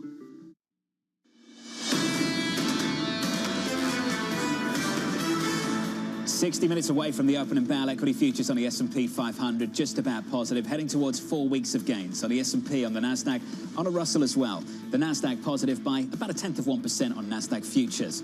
Looking at the bond market, 2-year, 10-year, 30-year, what a turnaround. We've talked about it a few times this week already. Through 5% at the end of April on a 2-year, back down to the 470s on a 10-year. Life in the 470s, only a few weeks back, 439.44, yields higher on the session, but down on the week. Once again, we are higher by 2 basis points to 439.44. I'll finish on foreign exchange just briefly and have a quick look at the euro for you. The euro negative by about 0.25% at 108.41. Might be a stretch to tie this to Isabel Schnabel of the ECB Executive Board in that interview, Danny, but indicating ultimately this ECB is ready to talk about June and cutting interest rates, but not interested in talking about July. Yeah, I get the feeling the euro is maybe just some of the exhaustion of the dollar selling off. Finally, you get it to come back. But yes, June, everyone's decided on the ECB, the minutes, the accounts, excuse me, they don't like it when you call them minutes. The accounts do suggest that indeed they're going to move in June, but she's not the only one. They all seem very torn on what happens after June. And in large part, perhaps that is because of the currency. If you start a cutting cycle and you start cutting every consecutive meeting, what does that do to the euro when the Fed hasn't moved yet? Gets a whole lot weaker, and at the moment, it's weaker again this morning. The dollar's stronger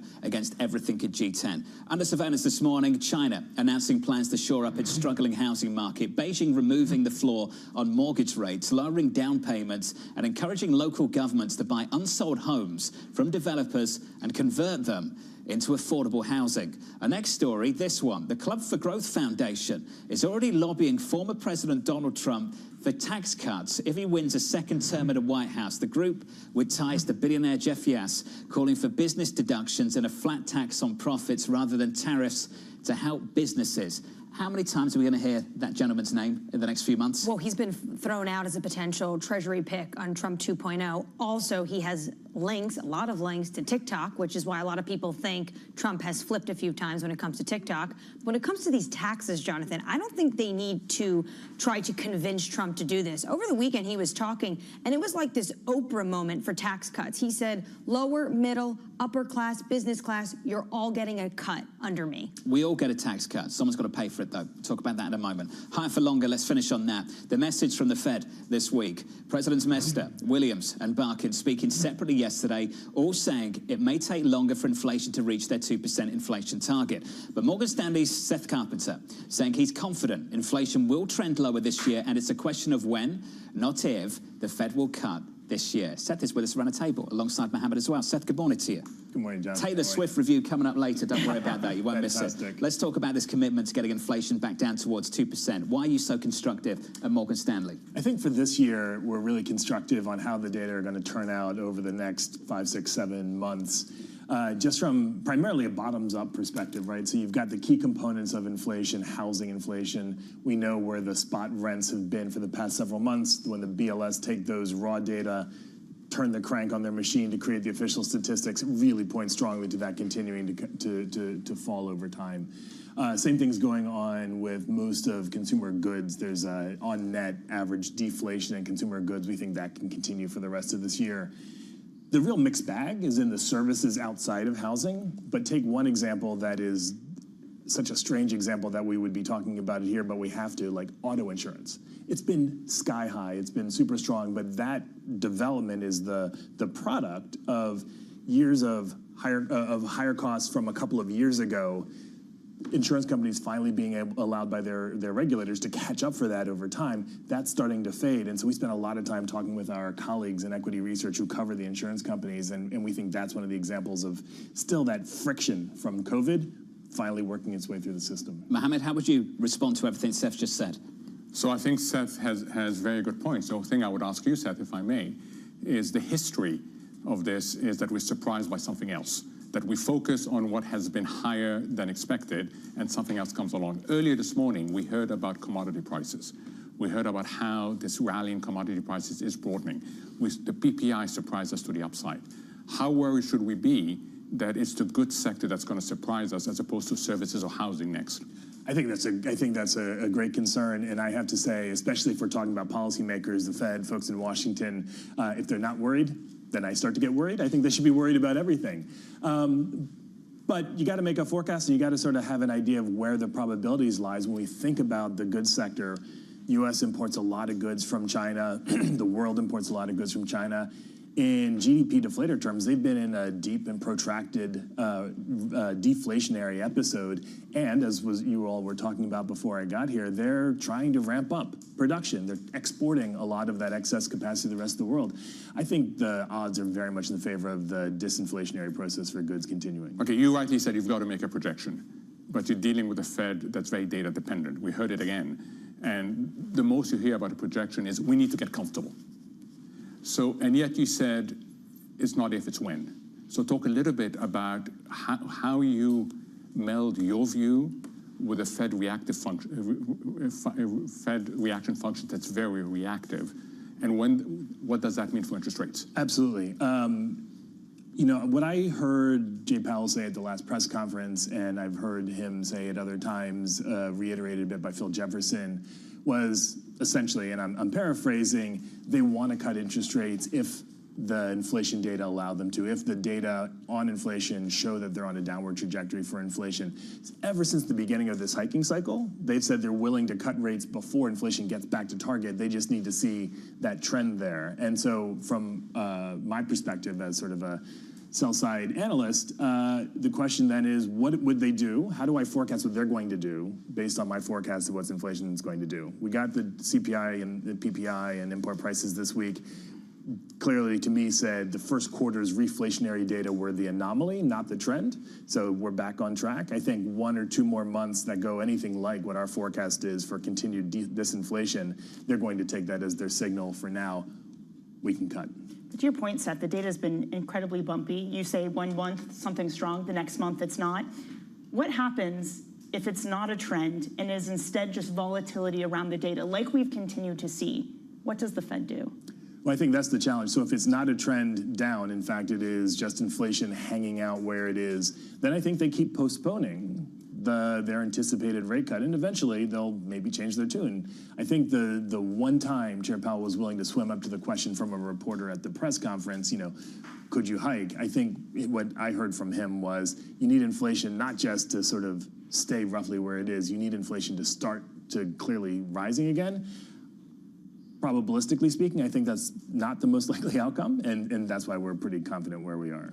So Seth, let me push you a little bit, because in January, when we got a negative surprise, the inclination of consensus was to dismiss as a bump, it's nothing, and we needed 2 more data points to confirm that there was something going on.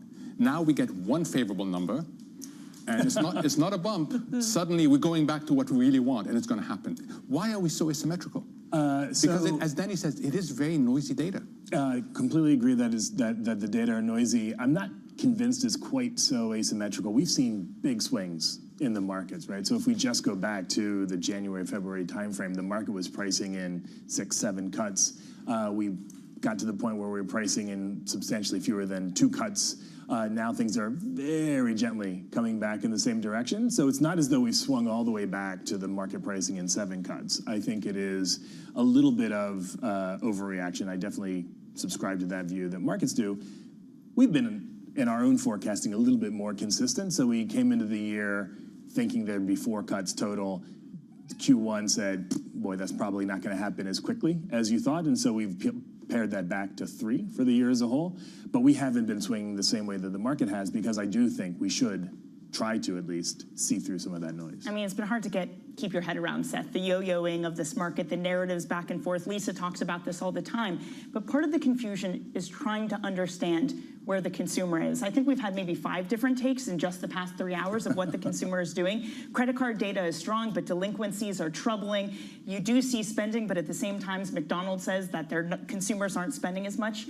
How do you make sense of any of that, Seth? It's a tricky situation, and one of the points I try to make to clients all the time is everything that you sort of build your standard narratives around based on previous cycles, boy, take those with a big grain of salt, right? Or a vat of vinegar if you're making fries. Read the backstory to that. We haven't got time for it, so carry on, please. It's quite tricky. So let's look at the data for GDP in the first quarter. We know that consumer spending was fine, solid, 2.5%, but consumer spending on durable goods was negative quarter on quarter. Consumer spending on non-durable goods was flat quarter on quarter. So was the services sector. When it comes to some of the delinquencies, it's the lower end of the income distribution that's really having a hard time. When there were federal transfers of wealth, people were able to pay down credit cards and people wanted to go back to their spending habits. Prices were much higher and people were trying to sort out where prices were actually going and what they could afford. And it's the lower end of the income distribution that tends to get hurt when that happens. And so that's where you're seeing the delinquency rates rising. So does that mean that we're in for doom and gloom? I don't think so at all. Consumer spending is 70%, or consumer spending on service is about 70% of consumption, and consumption in turn 70% of GDP, so that's half of the economy right there. And as long as that's holding up, I think we'll be in pretty decent shape. But we also shouldn't forget, the reason the Fed has interest rates 500 and something basis points higher than it was when we started this cycle is precisely to exert some restraint on the economy and spending. So some slowing is what they're looking for. When you think of the consumer and you think of these massive imports from China, you mentioned it earlier, how do you even start to grapple with what 2025 could look like if we get a 10% tariff ring around the United States and 60% tariff on imports from China? Yeah, I mean, I think the different scenarios that we might have based on the election are tricky, they're manifold, and I think one of the points that is easy to reduce things to is it Biden versus Trump, but I think investors also are well reminded that we also need to think about the composition of the Congress, because if you're thinking about fiscal packages, tax cuts, extra spending, that's going to require the Congress. The tariffs, though, I agree, it goes more to the He could do this on branch. day one. Exactly, and so I think it's tricky, and we need to start modeling things out. I try to go back and say what happened when we had the round of tariffs last time. And I think there's a very common view that it's going to be just inflationary, full stop. And I think that's worth pressure testing a little bit. When there were tariffs imposed before, a couple things happened. The renminbi fell against the dollar. Other EM currencies fell against the dollar.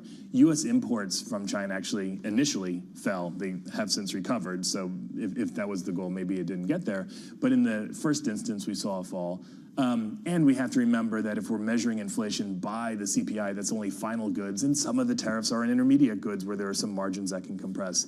And so you saw maybe a little reaction of inflation, but it didn't last. And I defy anyone to look at the chart of core goods CPI during that period and distinguish what happened in 2018 from what had happened years before. You sound like Robert Lighthizer, also Catherine Tai, because this week she said that it's largely been debunked, that relationship in terms of tariffs to prices. So I will push back pretty strongly that I sound like them, because I think I think what's really important is that there were increases in costs, and there were costs along the way. The U.S. manufacturing sector took a massive hit.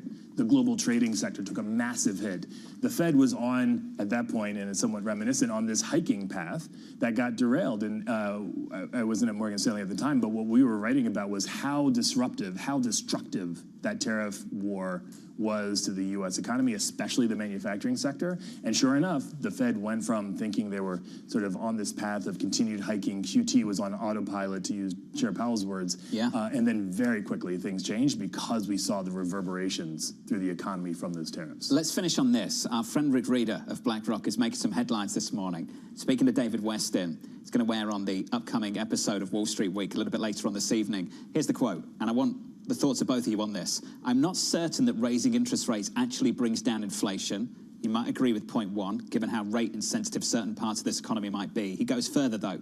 In fact, I would lay out an argument that actually, if you cut interest rates, you bring down inflation. Do you want to go first? What would you say back to that? So I totally agree with point one. On point two, I think what he's thinking is housing in particular, and what high interest rates have done to the supply side, that people do not want to trade out of low-rate mortgages into higher-rate mortgages. And I suspect that that's what he's thinking. Seth?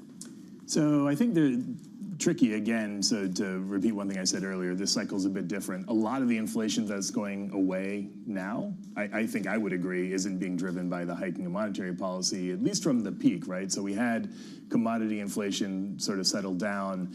We've had a reversion of some of the inflation that was very COVID-induced. But I think I personally am skeptical that everything, the empirical literature on how monetary policy affects the economy is just flat out wrong. That if you raise interest rates, I do think you start to get some crimp in overall aggregate spending, and I think it is that overall spending that allows higher inflation to sustain. So I think I would disagree on the fundamentals. Seth, I have to ask, you said 3 cuts this year. When? So we're at September, November, December. We recently shifted that back to September from July to sort of balance the risks because, as you point out, the Fed is data dependent. I take your point. You have some question as to whether or not they should be quite so data dependent. My job for 20 years was to argue over what should happen. Now my job is to argue over what's likely to happen. So I think there's always a chance that there's another blip in the data, but I think Powell and team want to start cutting, and we think the trajectory for inflation is down. Should we get to the review? I think we should do the review. Can we have the review? You ready? Service sector inflation? Taylor Swift, Paris, what's Europe going to be facing? You overhyped it. You really have to learn. Oh, come on, you know, like, I'm building managing it up. expectations. We've got the audience now. The bar's up here. Let's go. Okay, first of all, context is important. Far away. This was a Mother's Day girls' outing organized by a close friend and involved my wife and my 2 girls. Perfect. At the last moment, one girl couldn't go, so I was pulled off the sideline. And like a professional person, I came in. You were on the benches. I was on the benches, happy to be on the benches. But next thing I know, I'm on the train from the UK to Paris. Wonderful train, by the way. And I'm in there. Expectations focus on 2 things. Okay. 1, I want to understand the Swift economy.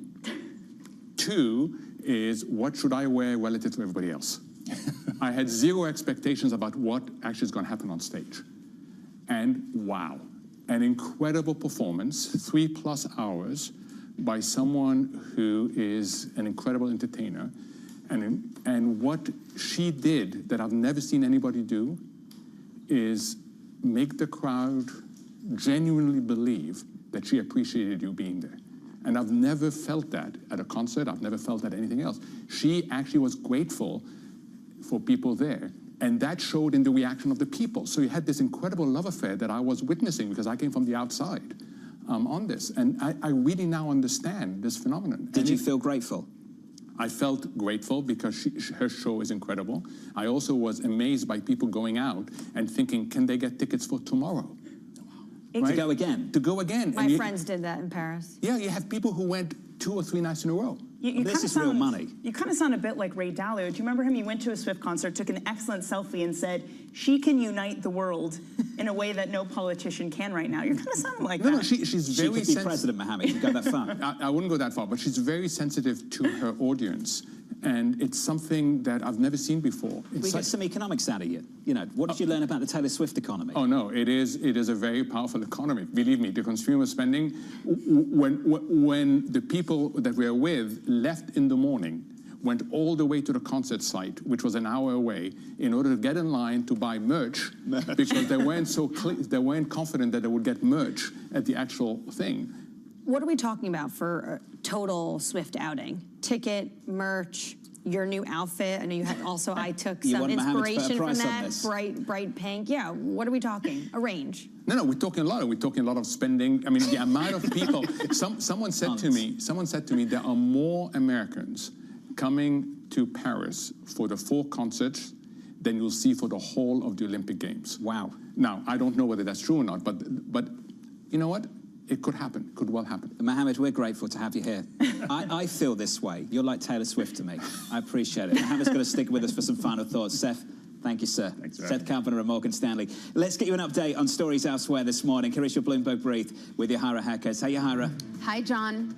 A deadly storm in Texas has killed at least 4 people and left more than 800,000 without power. Intense rainfall and heavy winds barreled through the Houston area on Thursday, blowing out windows on skyscrapers in the center of the city. The storm hit just as the grid again warned of a potential power emergency. Houston is under a flood warning through Tuesday, with more rain expected over the weekend. The world's super rich club now has 15 members with fortunes over $100 billion, the most on record. While the 15 have crossed $100 billion before, this is the first time all of them have held fortunes of that size at the same time. According to the Bloomberg Billionaires Index, their combined net worth is up 13% this year to $2.2 trillion. And the PGA Championship has delayed the start of its second round after the world's #1 golfer, Scottie Scheffler, was reportedly arrested on his way to the course. ESPN is reporting Scheffler was detained by police in handcuffs after allegedly trying to drive around a traffic stop from an earlier crash. With the delays, Scheffler is currently scheduled to tee off for his second round just after 10 a.m. Eastern. That's your Bloomberg Brief. John? That is the most mental story of this morning, the week, the month, maybe even of the year so far. Yahara, thank you. Up next on the programme, setting you up for today and the week ahead. You're watching Bloomberg Surveillance.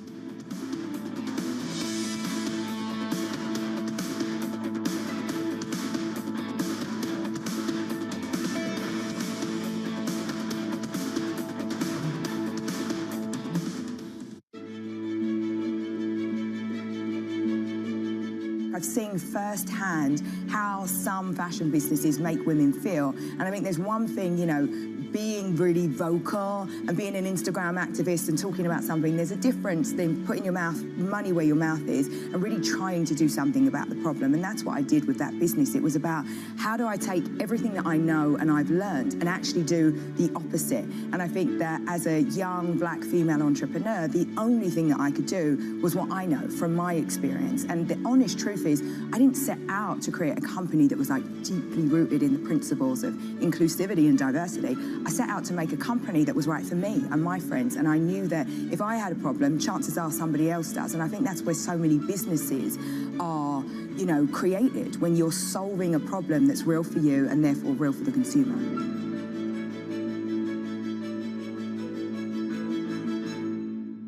It's the world's second largest economy with a growing influence in global affairs. But geopolitical uncertainties, deflationary pressures, and questions about foreign investment linger. Bloomberg, the China Show, brings you the unmatched expertise you need to keep track of breaking news, in-depth market analysis, and the most influential newsmakers in and around China. Bloomberg, the China Show. Weekdays around the world, right here on Bloomberg. Context changes everything.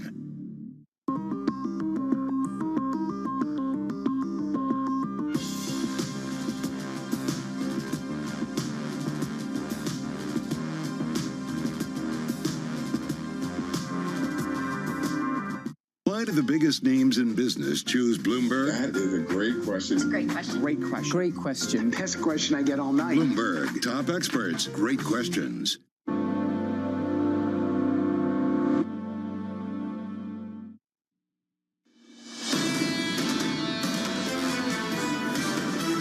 Equity futures on the S&P 500 positive here by 0.1%, about 40 minutes away from the opening bell, swinging from data point to data point.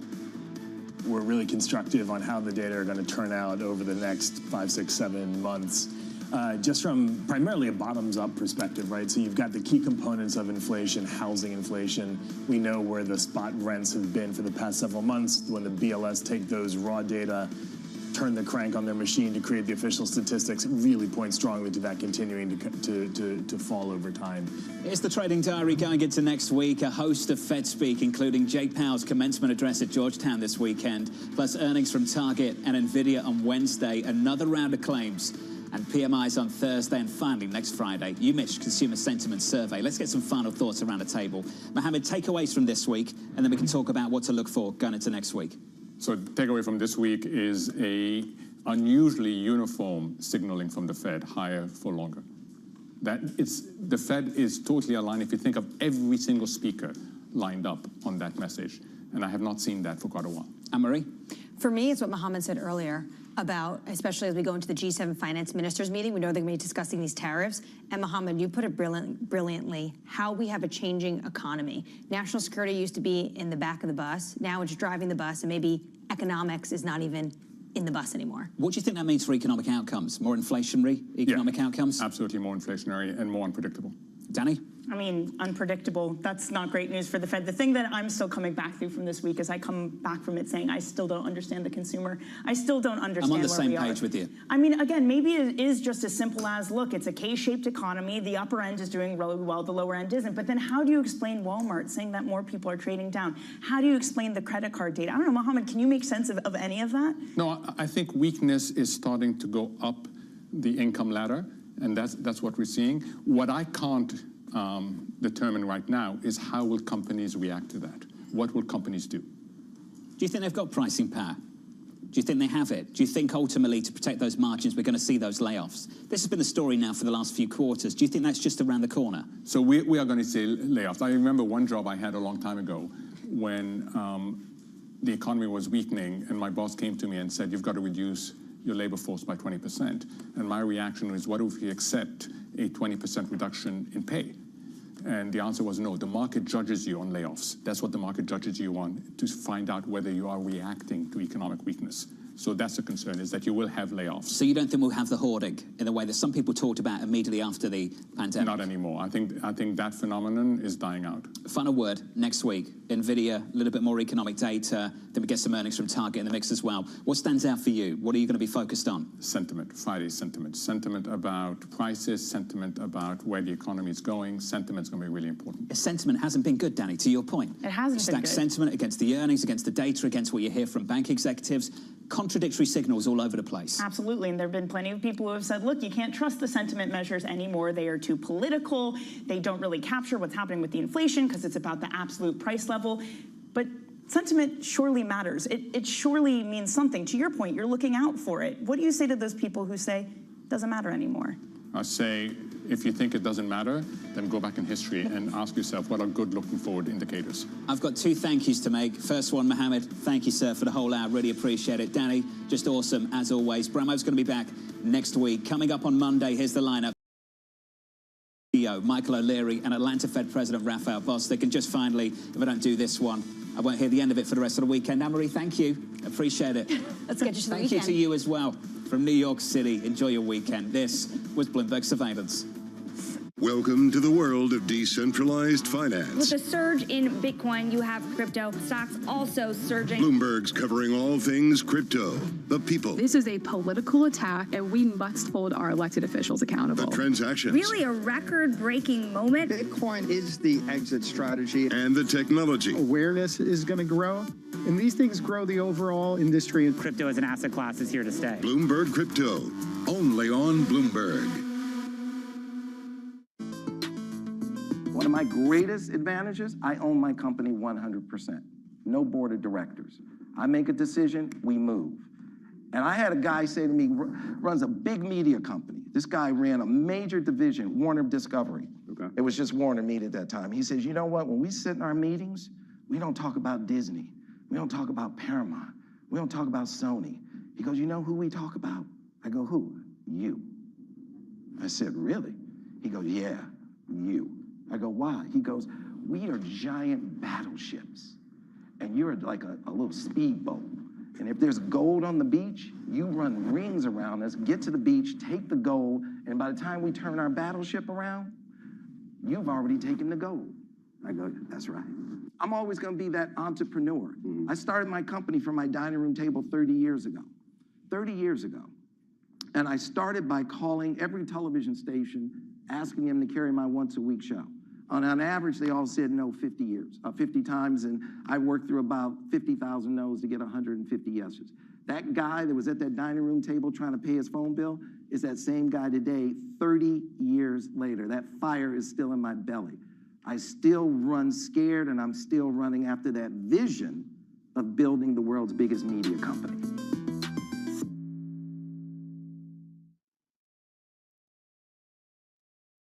Today's CFOs are reshaping the C-suite. Bloomberg's chief future officer shines a spotlight on these dynamic leaders. It's an incredibly fun job, for sure. We're in the business of leading beyond the numbers. To me, teamwork is key. You need to identify opportunities and push people. It's not about how to say no, it's about how to say yes. Their impact goes far beyond the balance sheet. And on Chief Future Officer, they focus on much more than just revenues and margins. Today's CFO has to be much, much more than a bookkeeper. I talk more about culture today than I talk about numbers. It's not just about debits and credits and digits and dollar signs. It's a lot more than the profit today. It's building the future of tomorrow. Get passion, perspective, and more from the Chief Future Officers of some of the world's most influential companies. New episodes this summer, only on Bloomberg. Brought to you by Workday.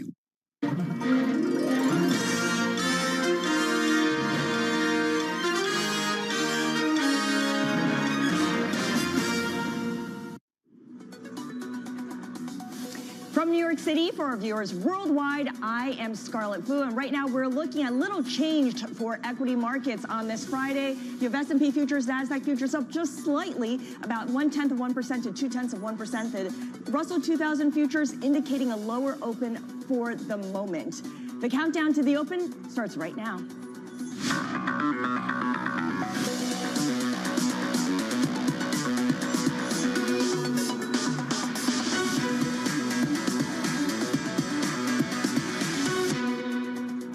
Coming up, stocks set to close out a fourth straight week of gains at record highs. We've got the Fed speak extravaganza continuing today. Daly, Waller, and Kashkari are on the docket.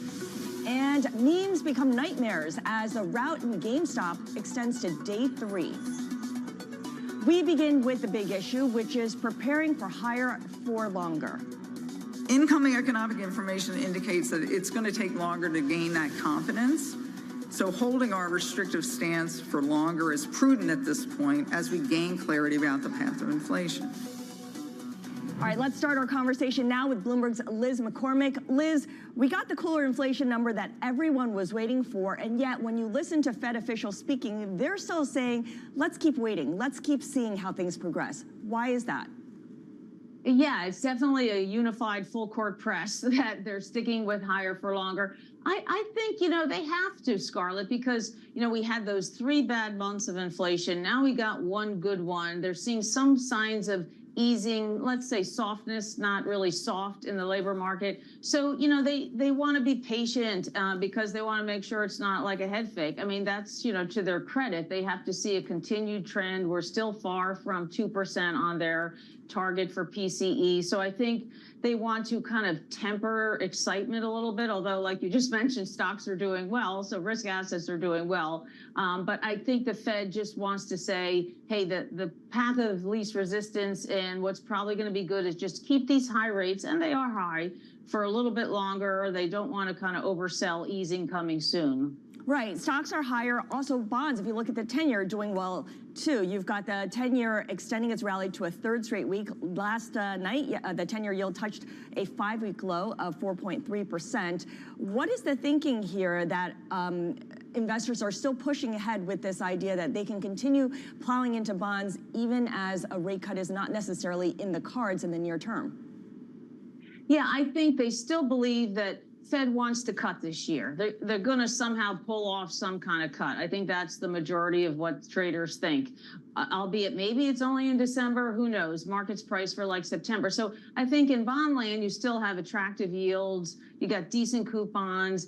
And I think what's sure, Scarlett, is that at least it seems as of now that the market doesn't think the Fed's going to hike. The Fed has kind of taken that risk away. So if you're sitting here taking in nice yields and eventually the Fed's going to pivot to easing this year, bonds still look good. Although I did speak to a big asset manager yesterday who does, major asset allocation, and she said, hey, they're moving a little bit out of rates land and overweight into equities because there's better returns there. So maybe there's, people chasing a little bit higher yields in stocks because they've been great returns. But I think bond land, people still think you'll get a positive total return this year. All right, fantastic setup there. Bloomberg's Liz McCormick, thank you so much.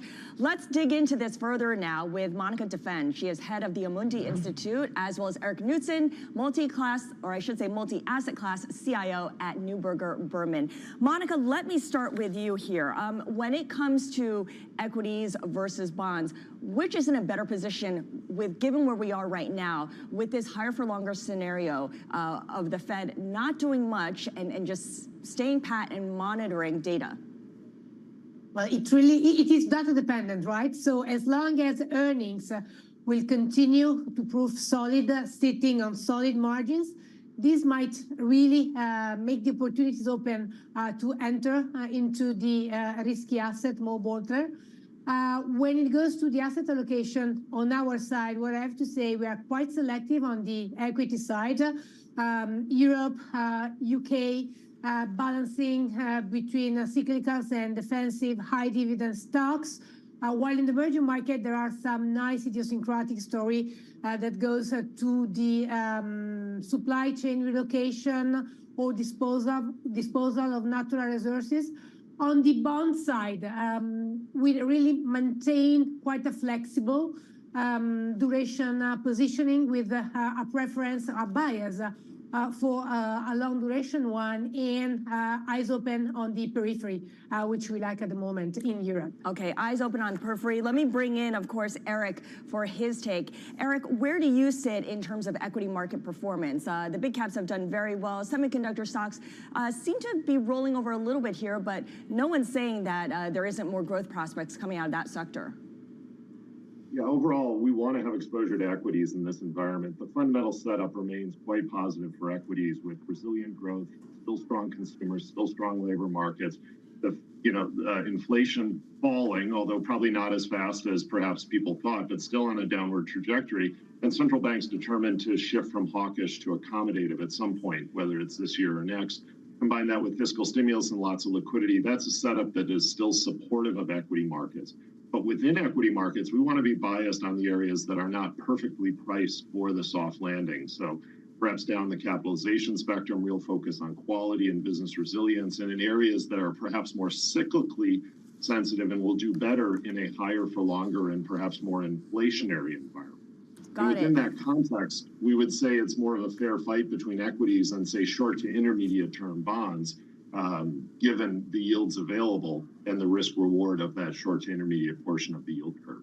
Eric, I'm curious to get your take on what you think of the resurgence of meme stocks this week. They've had an up and down week, 2 days up, 2 days down, and right now it looks like they are going to fall today. What do you make of this? Do you think that this is the start of a new cycle, or is it a contrarian sign? I think it's just a sign that there's lots of liquidity in the system, and with some potential tail risk associated with the extremes of either high inflation or increased risk of recession being kind of taken off the table by some of the data and some of the policy statements. Just animal spirits associated with liquidity. You saw 7% move in Bitcoin the other day. That's just about marginal liquidity and not something that investors should get sucked into. Okay, understood. Monica, let me go back to you. You mentioned that you're slightly constructive on U.S. duration with a flexible approach. What does that mean? What does that look like? Well, given the volatility that we've been experiencing on the interest rate market, it has been really difficult to play top-down stories while having in mind that it's true, higher for longer, but we stay on the camp of those who believes that the ECB and the Fed will cut probably when it goes to the Fed even in July. So we're a little bit out of consensus there. And therefore, we've been managing the positioning accordingly with a preference for the steepening of the curve.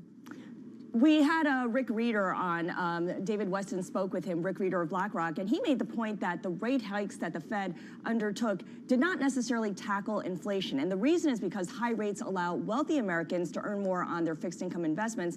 And in earning more, they're spending more. And by spending more, they're keeping prices elevated. Does that make sense to you? Yes, it does. And actually, what we've been doing has been to drill down consumption into consumer cluster. And it is true that is the middle high income part of the economy that is really doing well, but the rest is not. And at this level of rates, they are really suffering. So somehow, as a policymaker, you should take this into account eventually. And there's a headline there about spot silver rising to $30.43 an ounce, the highest since 2013. Eric, let me bring you in again because commodities, although not as cheap as they were 3 months ago, is something that you are looking at carefully, seeing it as a hedge against inflation spikes. How do you express this? Are you doing this through ETFs? Are you doing this through mining companies? Well, it depends on the client mandate and the guidelines of what we're trying to implement. Where we can, we're doing it directly with futures on specifically WTI for energy, gold, and copper, both to create a combination of geopolitical risk hedges and downside risk hedges, as well as inflationary hedges and hedges to the need for more copper, for example, for decarbonization. That'll also help if China has surprisingly strong growth, and also geopolitical shocks, particularly through oil. You mentioned China, you mentioned geopolitical shocks. We will get to that shortly. Eric Knudsen of Neuberger Berman, thank you so much for being with us. Monica, stick with us. We've got a lot more to discuss with you. Now, in the meantime, let's bring in Abigail Doolittle to take a look at some of the individual movers that are on the move right now ahead of the opening bell. Abby? Well, we have quite a few of them, Scarlett, despite the fact that the futures are basically flat. Some big movers here. Starting off with the shares of Reddit, they are up sharply, up about 11% after they have made a pact with OpenAI to bring content to ChatGPT. Investors seem to like that a lot. Take-Two, on the other hand, the gaming company, well, it's well off of its lows. At the lows, it had been down far more than just 0.5%, but there's some more disappointment around the timing of Grand Theft Auto 6. It won't be coming around until the fall of 2025, and the quarter that was in the forecast, not quite what investors were hoping for. And then, of course, there is GameStop. Now, the stock is still up more than its $10 level or thereabouts before the recent meme rally. In fact, it's a double from those levels, but on the morning, extending 3 days of declines, down about 19%. They missed sales estimates. They came in with preliminary net sales, so basically a pre-announcement here of $872 million to $892 million. The estimate is of greater than $1 billion. And then, of course, there's also the headline that they may sell up to 45 million shares of their Class A stock. That, of course, would offer some big-time dilution. Investors not liking that news at all, Scarlett. All right, good stuff. Abigail, we will check in with you a little bit later. Coming up, China unveiling its most forceful attempt yet to support the struggling property sector. We're going to have all the details next. This is Bloomberg.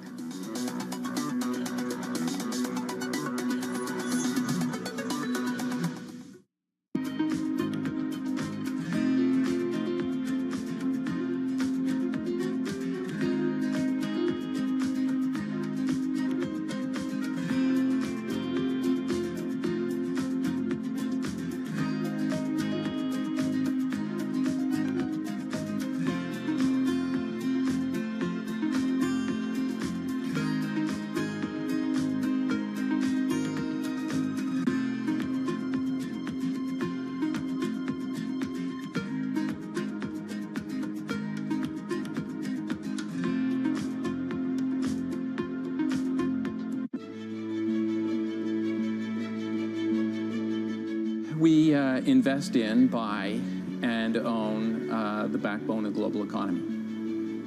When the water gets delivered to your house, the road you drive on, the pipeline that brings different things to your community, the telecom towers that transmit your phone, the data center, the real estate that you live in. It's what we own and build, so it's really what drives the economy, and you don't often see our name. Is that a good or a bad thing? You know, it's just because we're behind the scenes, but it's big, with $1 trillion of assets almost.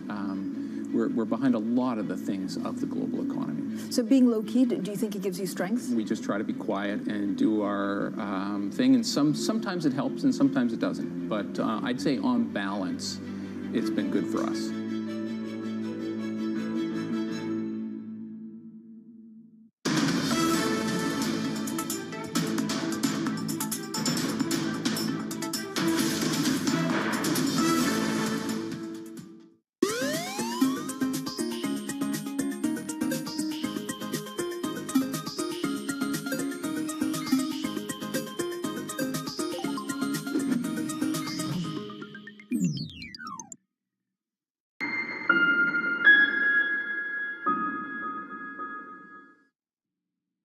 season is here. This is a get out the popcorn moment. An across the board just pummeling of expectations. Earnings matter. That's really clear. Bloomberg is first to break the numbers. Hey folks, we've got Microsoft. Apple earnings crossing the wire. Alphabet, wow, coming in way above expectations. Hertz driving in the opposite direction. A lot still to come. With the smartest insights. Meta's kind of damned if they do and damned if they don't. Is this their iPhone moment? I view this as Operation Kick the Can to August. Continuing coverage on Bloomberg. Context changes everything.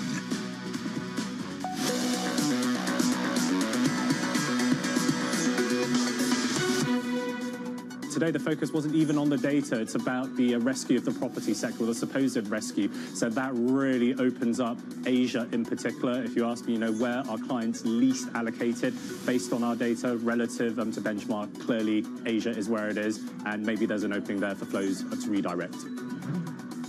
That was Jeff Yu of BNY Mellon addressing Beijing's rescue package to prop up China's property market and what it could mean for investments in the region.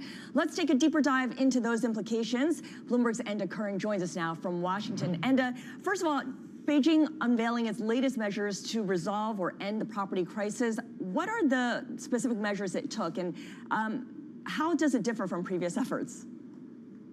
Well, it's a mix of steps. It includes bringing down payments, for example, and making it easier to get a mortgage by bringing down mortgage rates. There's also about, say, 41 billion US dollar equivalent of money being given to state-owned entities to go and buy unsold homes and in turn then recycle those into social housing and the like. The point is that collectively, it's probably the biggest step the authorities have taken so far on the housing market. It certainly signals a new degree of urgency by the authorities in Beijing. And, this is what a lot of the outside world has been waiting for when it comes to China's economy. A lot of people looking from the outside in have been asking, why hasn't China taken more aggressive steps to stabilize its housing market and turn things around? Data that came out on Friday showed prices fell by the most in month-on-month in a decade over April. Well, this looks like authorities are now starting to pull some levers, at least on that front. Okay, so taking a bigger, more meaningful step towards resolving the property crisis. However, do these latest measures address the critical issue of a supply-demand mismatch?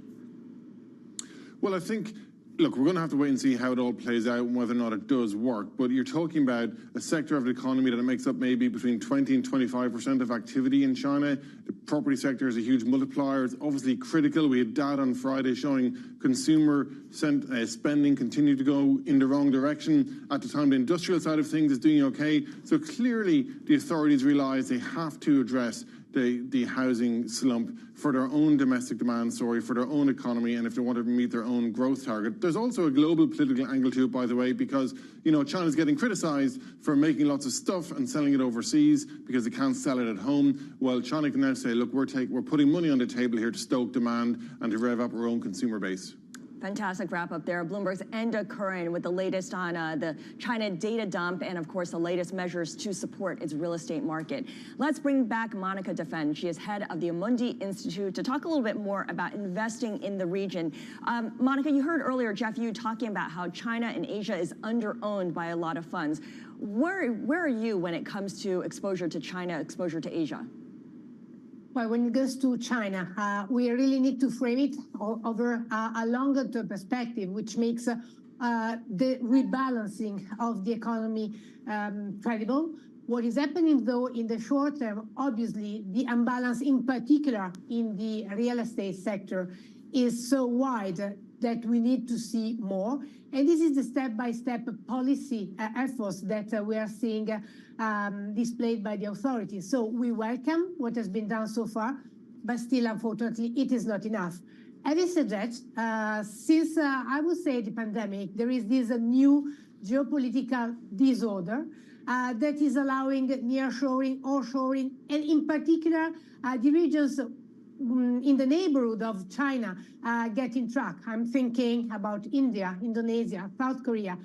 Those countries are really interesting because of idiosyncratic story. Might be the electric vehicles, the green transition, the digital transformation, the availability of natural resources, the supply chain relocation. But what is interesting there is that there are really idiosyncratic story that make the region per se appealing, even ex-China. Right, okay, so you gotta do your homework and you can't go in there necessarily with big themes because they don't necessarily apply. You've gotta look for companies from a bottoms-up approach.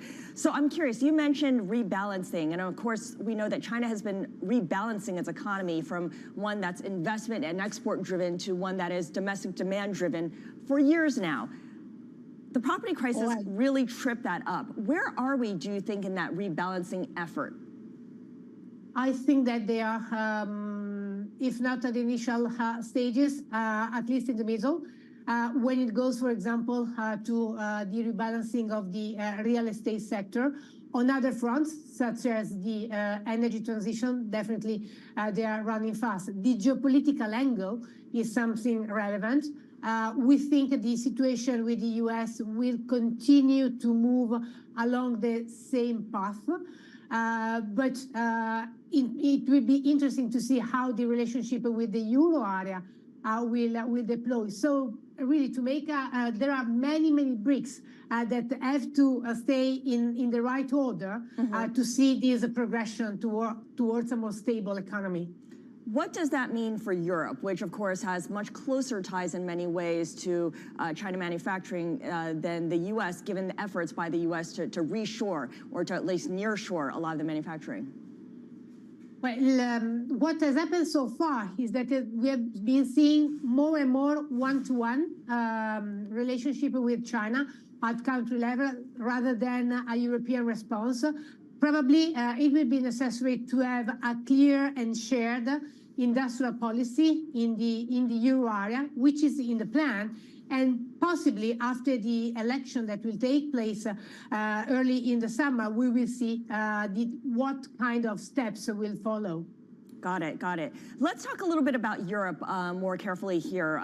We got the data on inflation. Eurozone CPI, core CPI rose 2.7% as expected. It does look like European inflation, disinflation that is coming faster than a lot of people had anticipated, and perhaps the ECB will move before the Federal Reserve. What does that mean in terms of how you position yourself? Well, whether it is faster, I don't know. Definitely is that this inflation trend that is clear and probably is clearer than in the United States. The ECB has been honestly quite vocal, saying that it's expected now that they will cut rate in June. However, we believe that there won't be much space to diverge from the Fed. So 50 basis points might be in the pot as a divergence between the two central banks. But then if we go beyond that, we might see some inflation coming. Don't forget that oil prices are in US dollars. So the divergence between the two central banks will eventually be reflected on the FX space, cascading down to inflation. So this is the call when it goes to monetary policy. When it goes to the equity market, it is interesting because given that we see the central banks start cutting rate, the cycle recovering, there might be some pockets in the market, small cap, for example, that might be appealing. All right, good stuff. Monica Defend of the Amundi Institute, thank you so much for joining us on The Open. Coming up, we've got the morning calls, and a little bit later, a preview of Boeing's annual shareholder meeting set to begin in a few hours. Gabelli Funds portfolio manager Tony Bancroft sets the stage ahead of discussions. That conversation's still ahead. This is Bloomberg.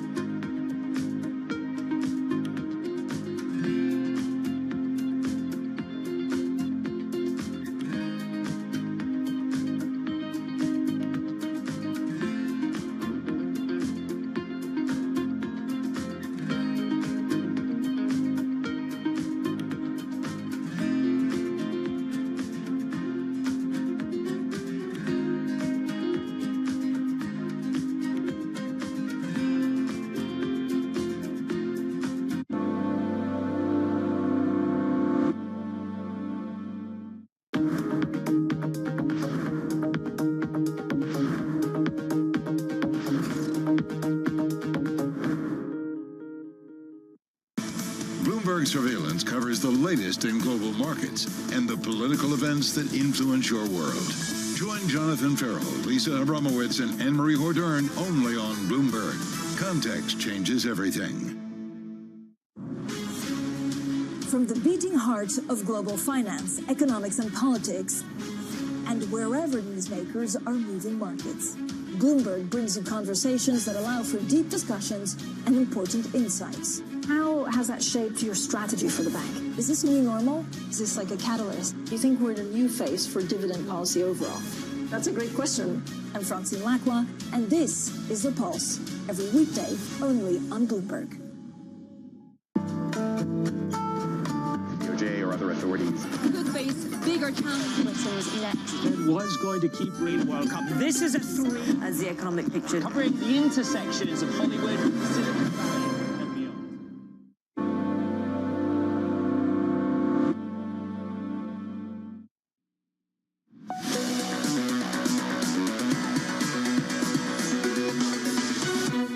This is the countdown to the close, to the open, excuse me. I don't normally do the open. I'm Scarlett Fu. Let's take a quick look at markets right now. Futures indicating a mixed open, and certainly when you look across the size scale. But for big cap stocks, we're looking at modest gains. The S&P futures up about just marginally 2 points. NASDAQ futures up by 0.1%. And this is, of course, after the major indexes closed at record highs on Wednesday. Russell futures right now indicating a somewhat lower open. Let's take a look at what's going on in bond land. You've got moves higher in yields, whether it's the 2-year, 10-year, or 30-year, just marginal moves here. And in any case, for the week, the 10-year yield is set to the 10-year is set to rally for a third straight week, which means, of course, yields move in the opposite direction. 10-year yield actually yesterday touching 4.3%, a 5-week low.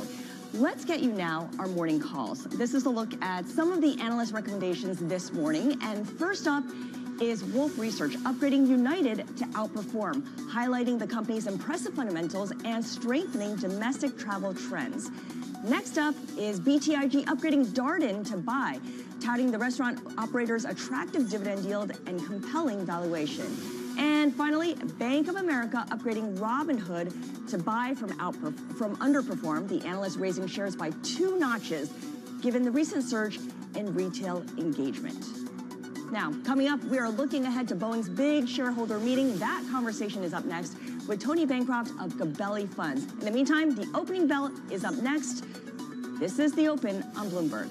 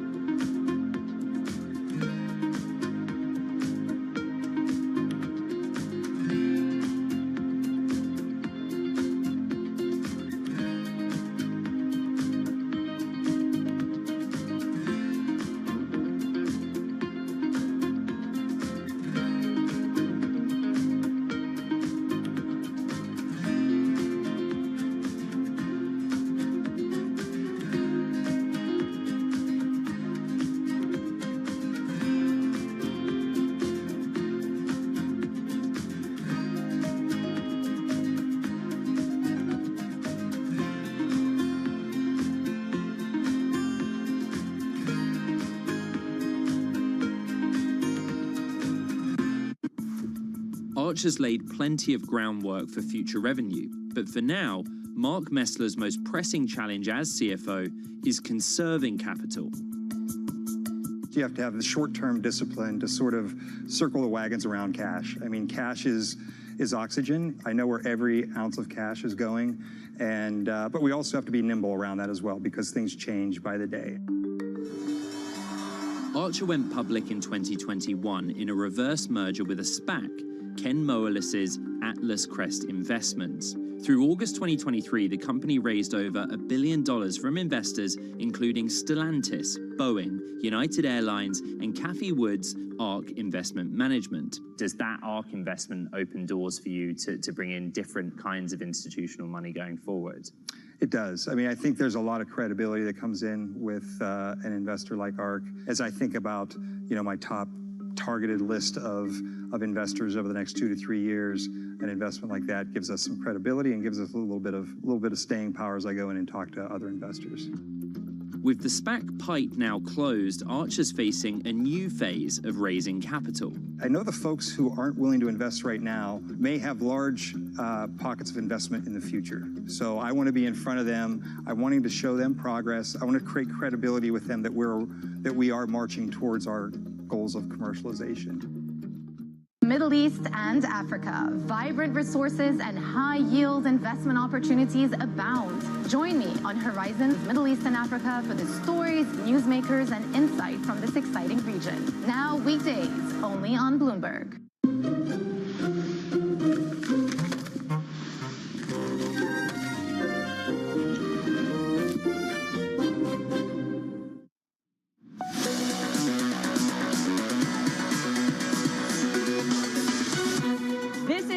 To the open, I'm Scarlett Fu. We're just moments away from the start of trading and futures indicating a mixed open at the moment. This, of course, after indexes closed at record highs on Wednesday. The Dow yesterday did pierce 40,000 but couldn't hold on, and so we did close lower.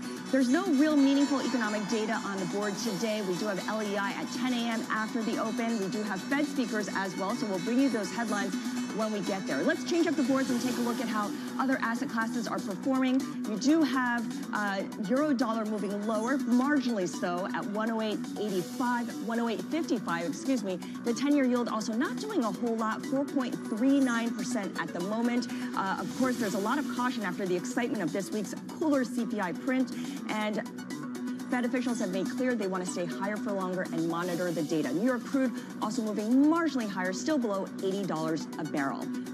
Now, one stock to watch at the open, GameStop. The shares extending their drop to a third day after posting disappointing results and announcing plans to sell up to 45 million in shares.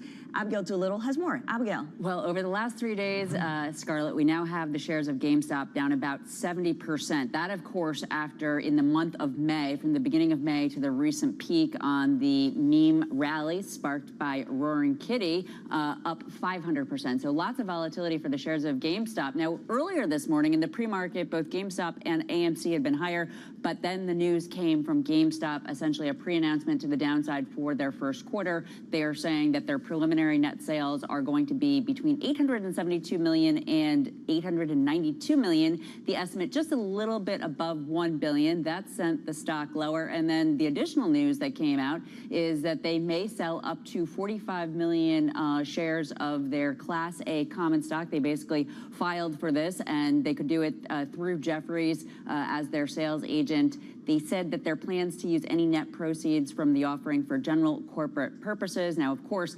AMC earlier this week had already had the filing in place to be able to take advantage of the rally. So they did some moves with their capital stack. GameStop had not had that in place, but now they are making this announcement. And of course, the fears of dilution, the stock down 21% again. This stock over the last 3 days down 70%. And into the sell-off, Scarlett, in the month of May, the stock had been up 500%. Lots of volatility, not for the faint of heart. Absolutely, a clear roller coaster ride there. Thank you so much. All 2025. Simone Foxman has more on this one. Simone? Yeah, Scarlett, talk about and announcing the highly anticipated Grand Theft Auto 6 will not come out until fall 2025.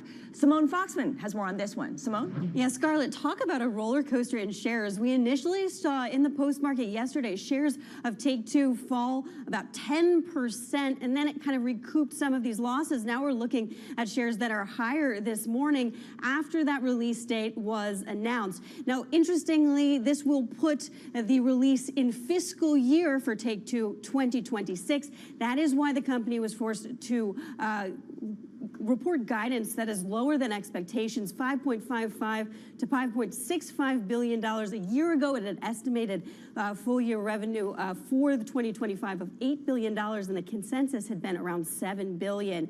But Grand Theft Auto 6 expected to be one of the highest grossing video games of all time. There was a report in March that it could be delayed into calendar year 2026. So we are seeing some enthusiasm here that it's not going to be be that date.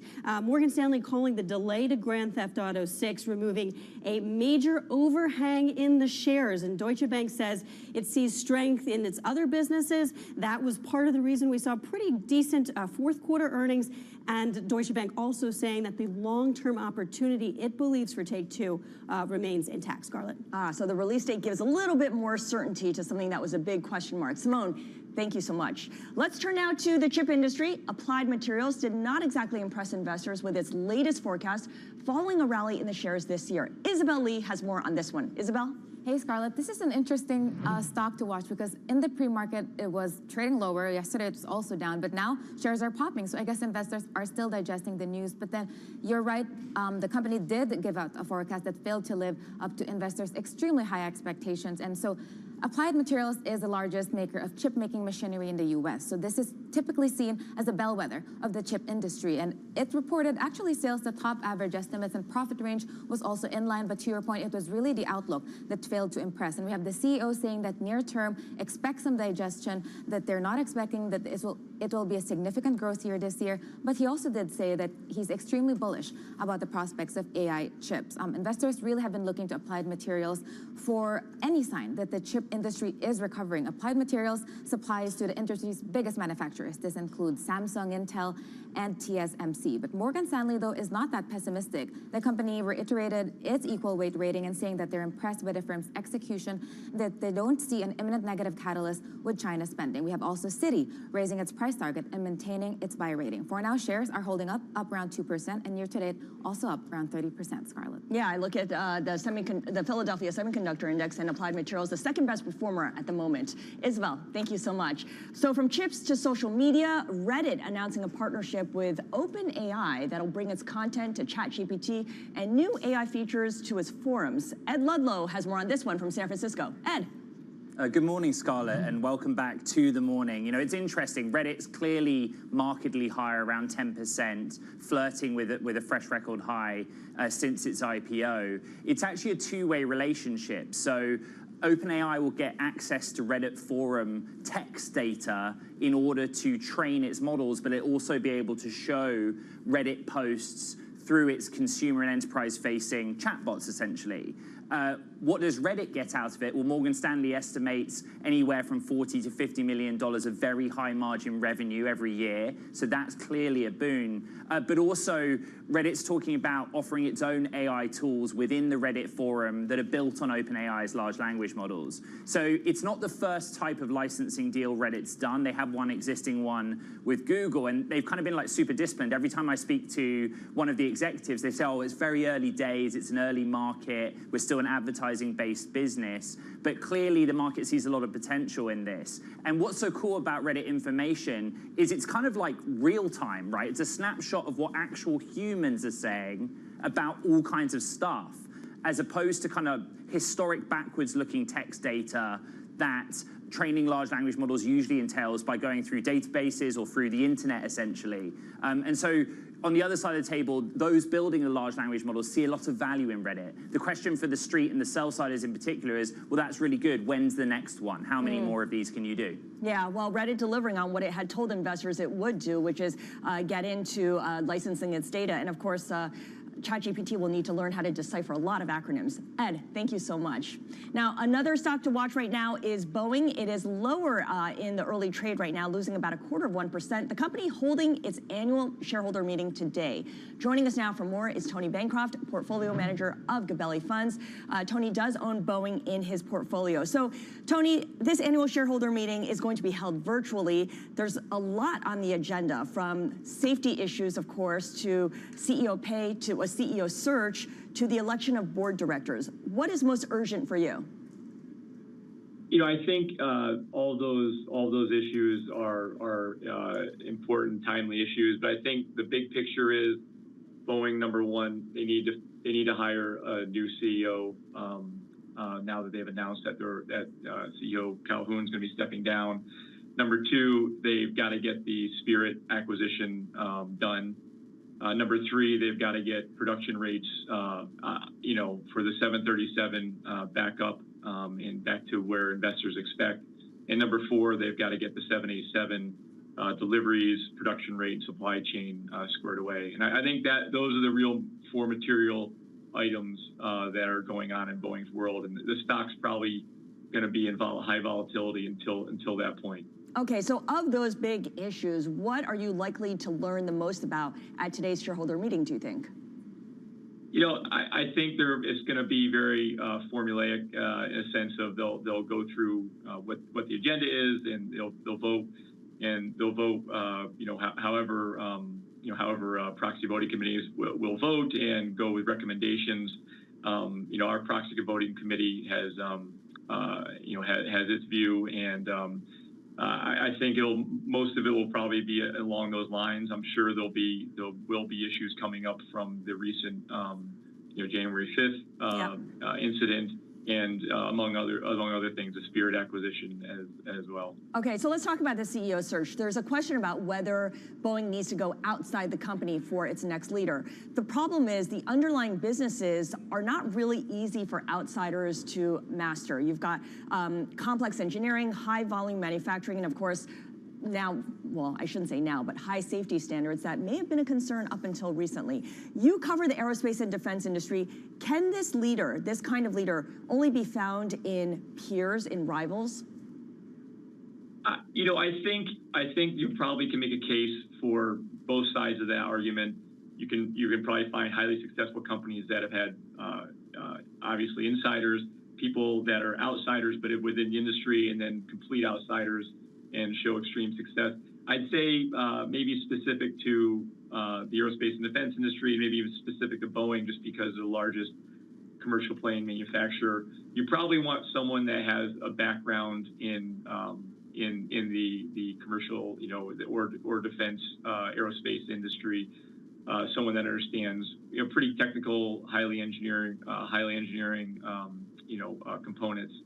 So, but with that being said, there's probably a lot of options out there, and I think Boeing probably has a lot of great,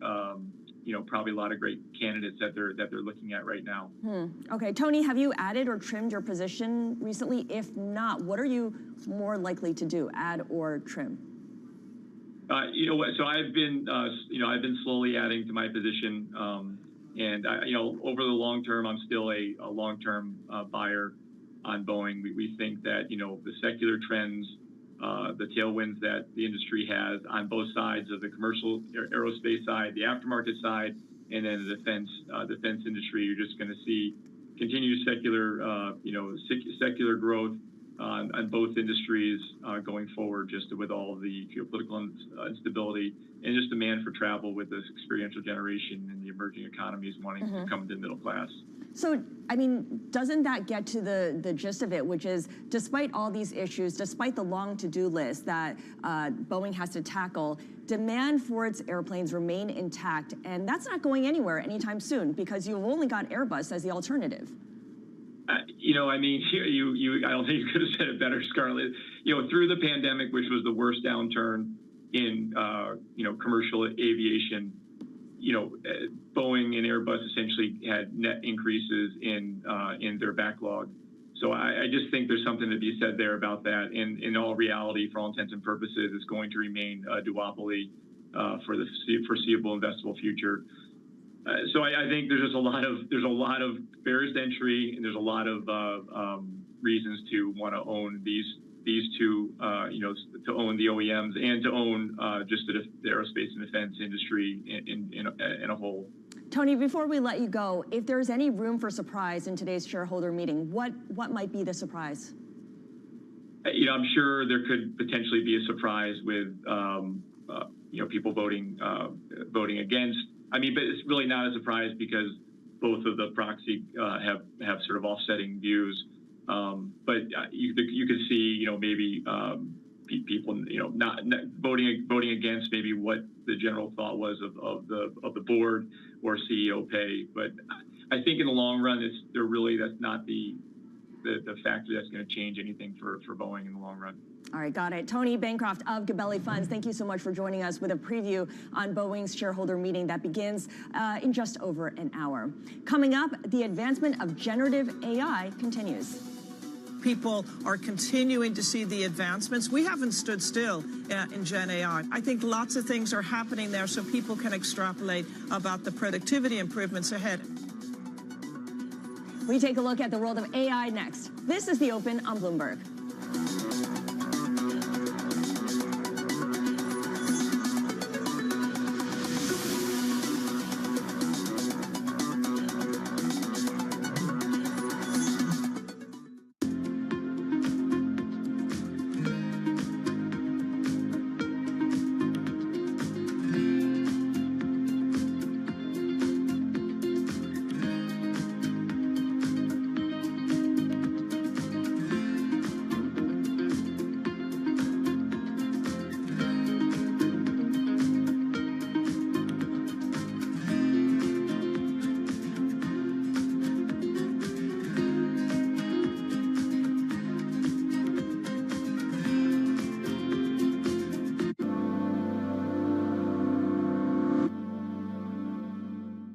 The names that move markets are on Bloomberg.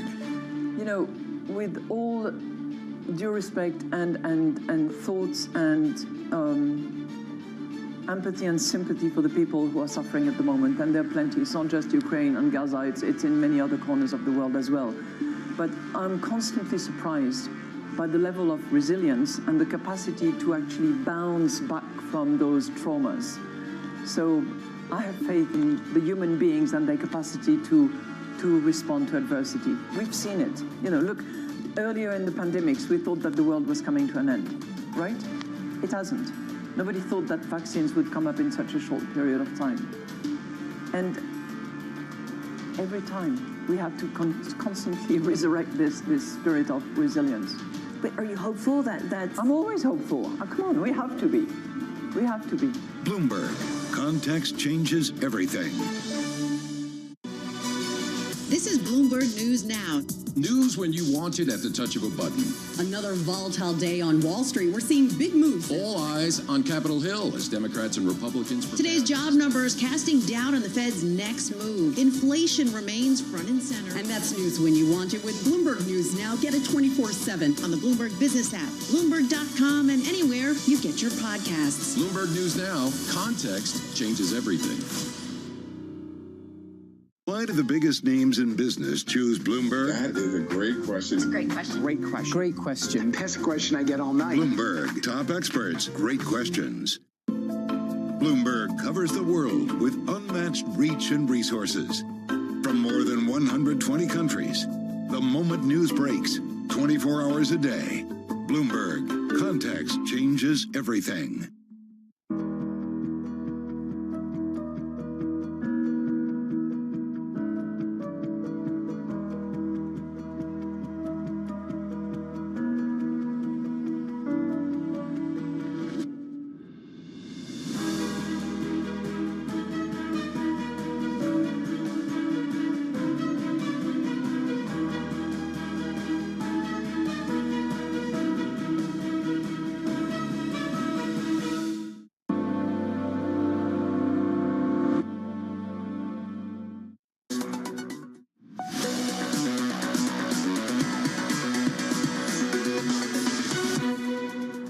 This week, we continue to see lots of interesting news on Gen AI, right? Project Astra, have you tried ChatGPT 4.0, right? So some of the power of these applications is still to come, and I think that will encourage investors. That was Nancy Curtin, Alti Tiedemann Global CIO, speaking to Bloomberg earlier this morning. Of course, this comes ahead of a big week in tech. NVIDIA reporting earnings next Wednesday. Let's bring back Bloomberg's Ed Ludlow for more. Ed, you're in San Francisco. NVIDIA is the one thing that everyone's paying attention to. Earnings season is largely over, but if you want to get a snapshot of where demand for AI is coming and what it looks like in the coming months, you can look no further than NVIDIA. Yeah, that's right. And the timing of it at the end of the season is kind of interesting, right? Because it's the mainstay of everything that's happened. It underpins the infrastructure build out we're seeing. You know, with NVIDIA's earnings on the 22nd, it's super important to just simplify the story. And the story right now with AI is that NVIDIA accounts for the majority of the market of AI accelerators. High-performance GPU that can run lots of data processes in parallel. But those data processes are being run in only one place. That is the hyperscalers, the large cloud market leaders, principally Amazon AWS, Microsoft Azure, and Google Cloud, which has some of its own silicon as well. And so a big question that everyone has is like, hold on, there's billions of dollars here only going to one place. But there are loads of people training large language models or that would want to, and do it just at a smaller scale. And so that's the next step of the evolution. When does NVIDIA and all of the tech partners it have take that tech and kind of give it to SMEs, you know, small governmental arms, and send it a little bit down the chain? And that's what we'll look for the commentary on in earnings. Okay, fantastic thing for us to look ahead to when it comes to NVIDIA's commentary. You and your colleagues who cover the technology industry for Bloomberg have talked this week about the prospect of M&A in the AI space. And we saw some of that with Snowflake in talks to acquire the startup Rika AI for more than $1 billion. It's a really interesting $1 billion deal, and as you say, it's very timely. Basically, every conversation I'm having is that consolidation's coming, particularly for the smallest or weakest of AI startups that are running out of cash. They are spending a lot on compute to train models, and they're running out. But also the other side of that story is that big tech's kind of sucking the oxygen out of the room. Cue Snowflake and Rika AI, and that's exactly what's happening. Snowflake's acquiring what is a maker of large language models. It has a classic AI backstory, which is that it was founded 2022 by ex-Meta and ex-Google researchers, so common, particularly in this part of the world. And, you know, Snowflake kind of sits on that layer above cloud computing, just as, say, a Salesforce does or a Databricks does. But you see increasingly those bigger cloud-based software names want to have their own LLM competence, and acquiring them is one way of doing it. And it's an interesting read on the Bloomberg for sure. Yeah, definitely. And of course, the smaller you are, I guess there's less of a risk that the regulators are going to come after you. Certainly, if you're the biggest big tech companies, doing so will raise the ire of the FTC and the DOJ. Yeah, I still reckon that we should keep our eye out for some M&A or the prospect of M&A being looked at this year. But yes, and at the same time, you know, the other part of the NVIDIA story is that NVIDIA's training its own models and sees itself as a one-stop shop. So all of the sprint of the last year for companies big and small to say, I'm going to train my own model, whether it has millions, billions, or tens of billions of parameters, maybe that was a bit overdone, and that's a part of the consolidation. Too many people were trying to do the same thing. Yes, absolutely. Bloomberg's Ed Ludlow, great context there. And of course, Ed will be very busy because on Monday, he'll be at the Dell World Conference in Las Vegas, where he will be joined by CEOs of some of the biggest names in technology, including the NVIDIA CEO, Jensen Huang. Now, for some of the sector price action this morning, let's get over to Bloomberg's Abigail Doolittle. Little change on the day, but movement within the sectors, Abigail. Very little change on the day. Right now, we are literally flat, slightly to the downside for the S&P 500. But yes, we do have a number of sectors on the move. Right now, slightly more to the downside, led by consumer staples, but down just 0.3%. So not a lot of movement there within those down sectors. And similar story to the upside. Materials, the best sector, up about 0.4%. So it seems as though investors are a little bit tired. We, of course, are looking at a 4-up week streak in a row for the S&P 500. On the week, most sectors are higher, led by technology. But earlier, of course, we did have the breaking news on silver hitting its highest level since 2013, back above $30 per ounce. We have this rally for metals, perhaps because metals, gold and silver and copper, for that matter, do well, whether there's an inflation story or if the Fed does cut and turns a little bit dovish.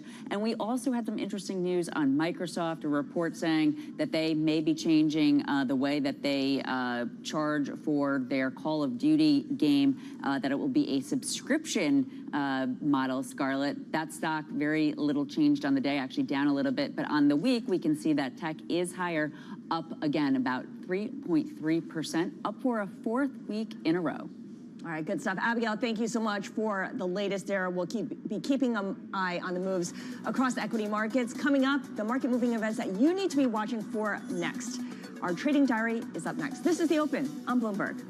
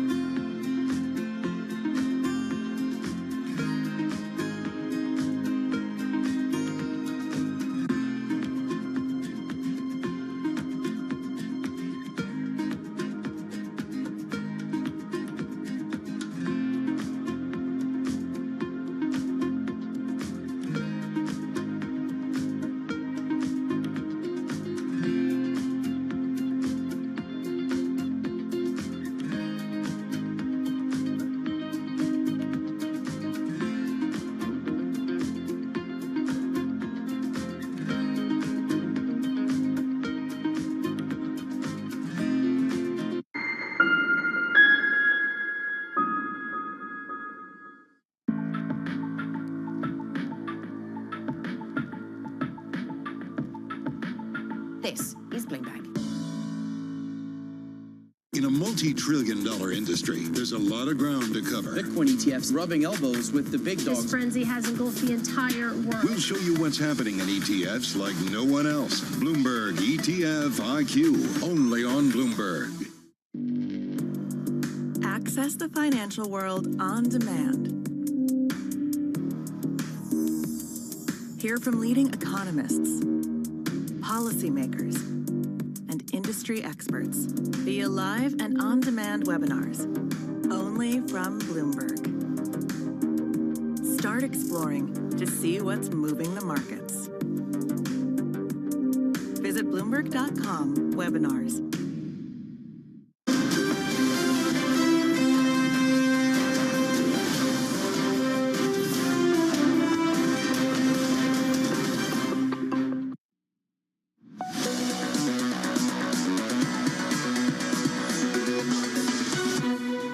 Bloomberg's The Open. I'm Scarlett Fu, taking a look at markets about 30 minutes after the start of U.S. trading. Flat on the day right now. The Russell 2000 is the only one that kind of has a direction, up by 0.1%. The Nasdaq 100, little change. The S&P 500 unchanged. And of course, this comes after the Nasdaq, the S&P, and the Dow closed at record highs on Wednesday. Time now for the trading diary. This is what you need to be watching for the rest of the day through next week.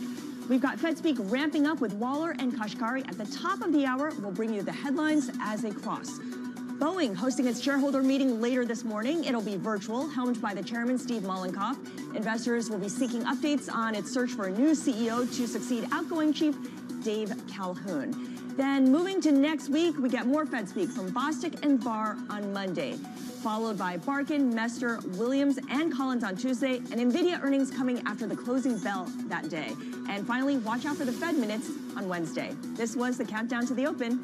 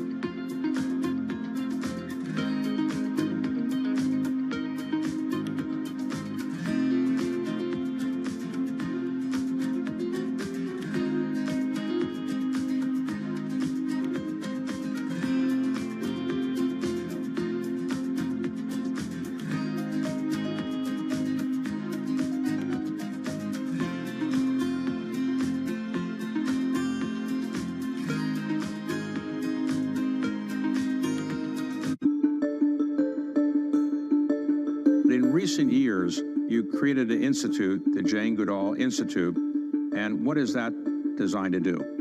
Well, that was started in 1977 when by then I had a little research station, and 4 of my students were kidnapped, and everything shut down. And so some friends of mine said, well, let's start an institute so that this research can carry on. Bless them. So that was 1977, and it was set up to study, conserve chimpanzees and other animals and educate. And it's developed since then. So it's, you know, we've got 27 Jane Goodall Institutes around the world. And then I realized at some point that the African people living in and around chimpanzee habitats right across Africa were struggling to survive. There was crippling poverty, lack of health and education, moving deeper into the forest, being exposed to diseases like Ebola and HIV from the chimpanzees and vice versa. It hit me. If we don't help these people to find ways of making a living without destroying their environment, conservation won't work.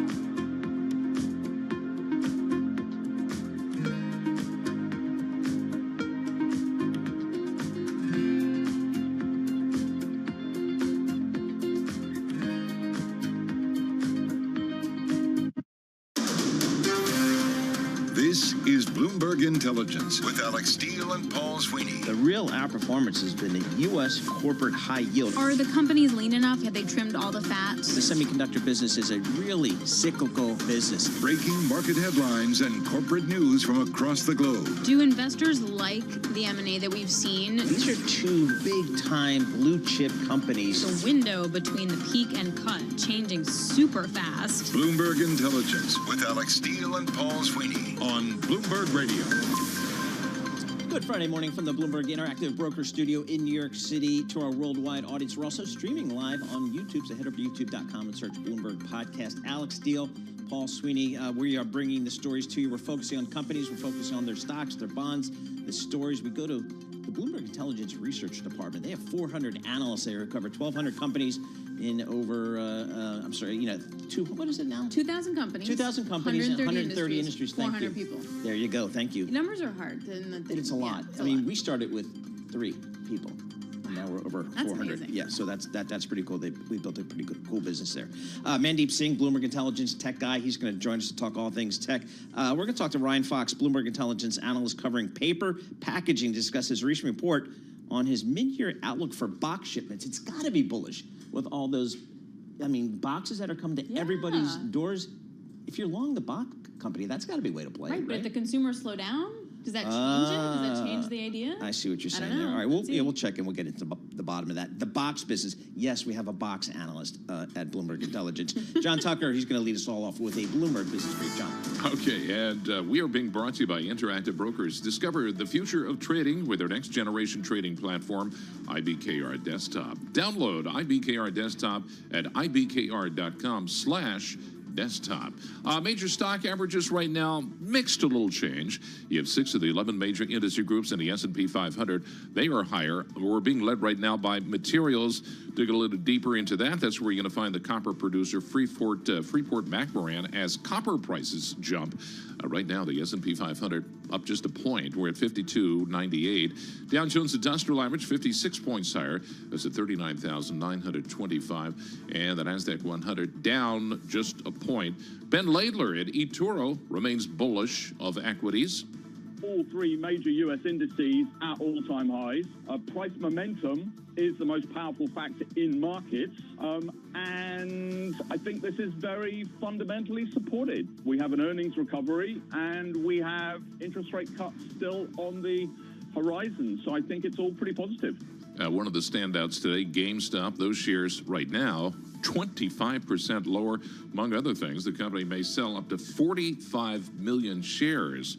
Software shares also dropping. Video game giant, let's see, we have Take-Two Interactive, those shares up 2.3%. And Applied Materials, the largest maker of chip-making machinery, forecast they failed to live up to the high investor expectations.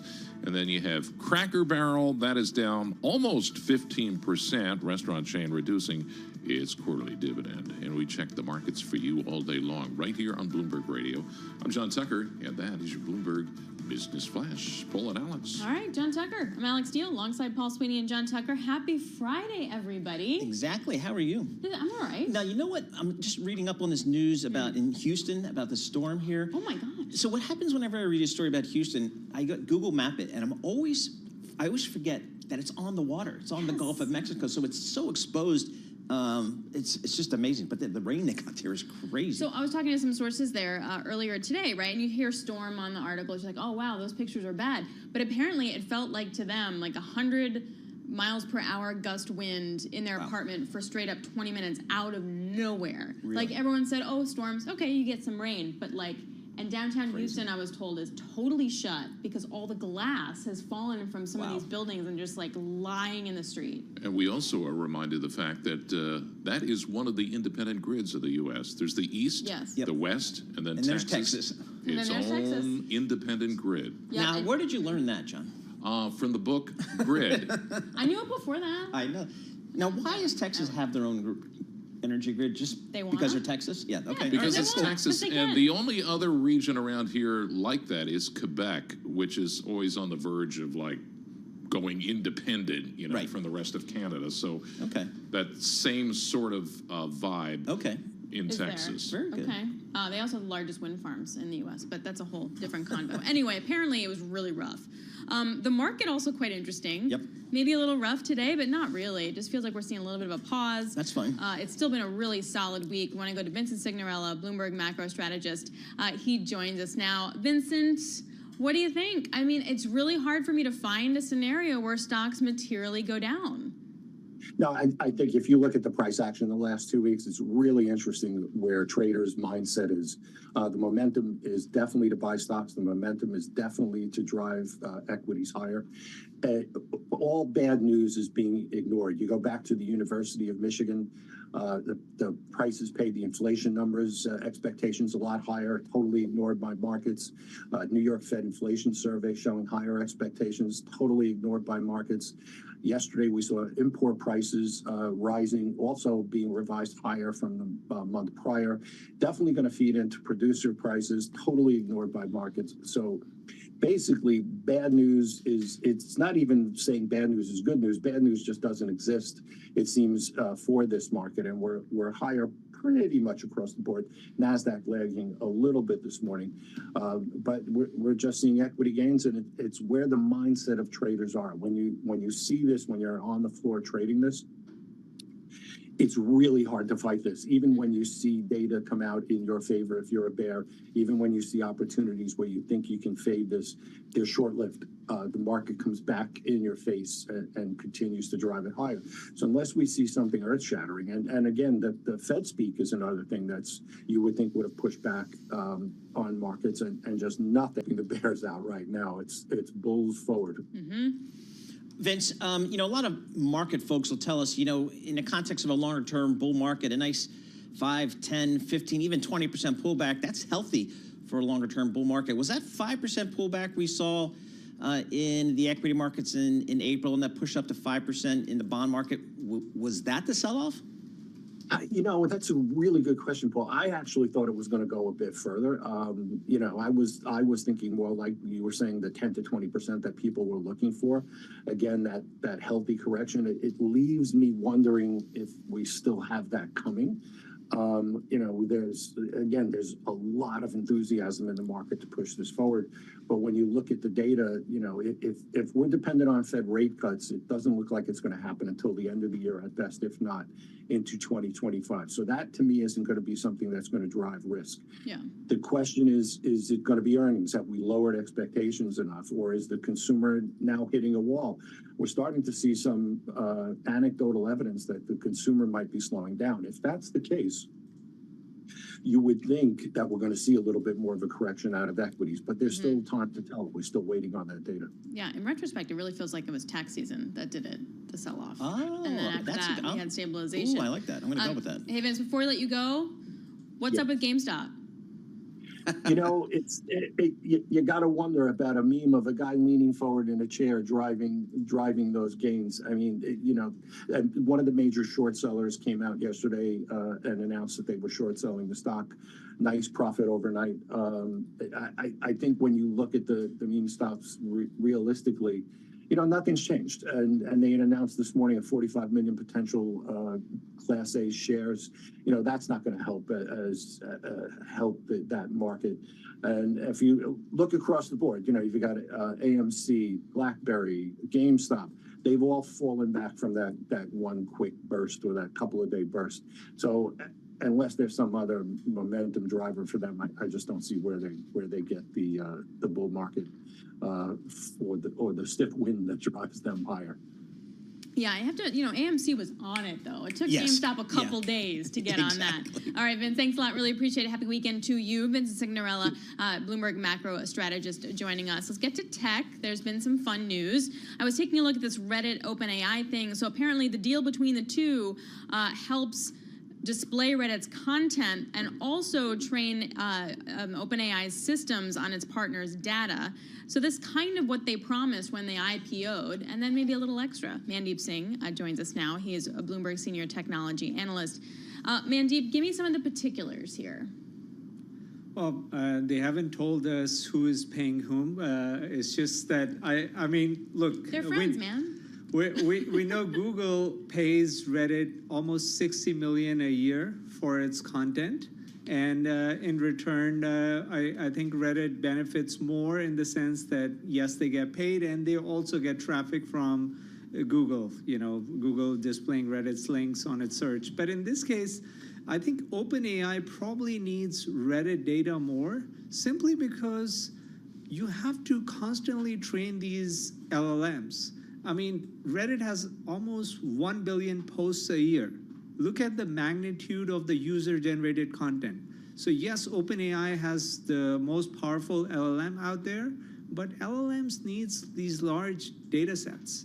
And that's where Reddit is one of the most coveted data sets on the open internet. If you think about it, Twitter being another one, there are other forums that generate a lot of user-generated content, but that's what you need to constantly train these large language models. And I thought Google's LLM had an advantage because one, they were training on these Reddit data sets, which OpenAI didn't have license for. And also it establishes a trend that you have to pay for content now. It's not free anymore. So every content provider will start charging a licensing fee. I'll jump on that train. Yeah. You know what's impressive about Mandeep? So many things.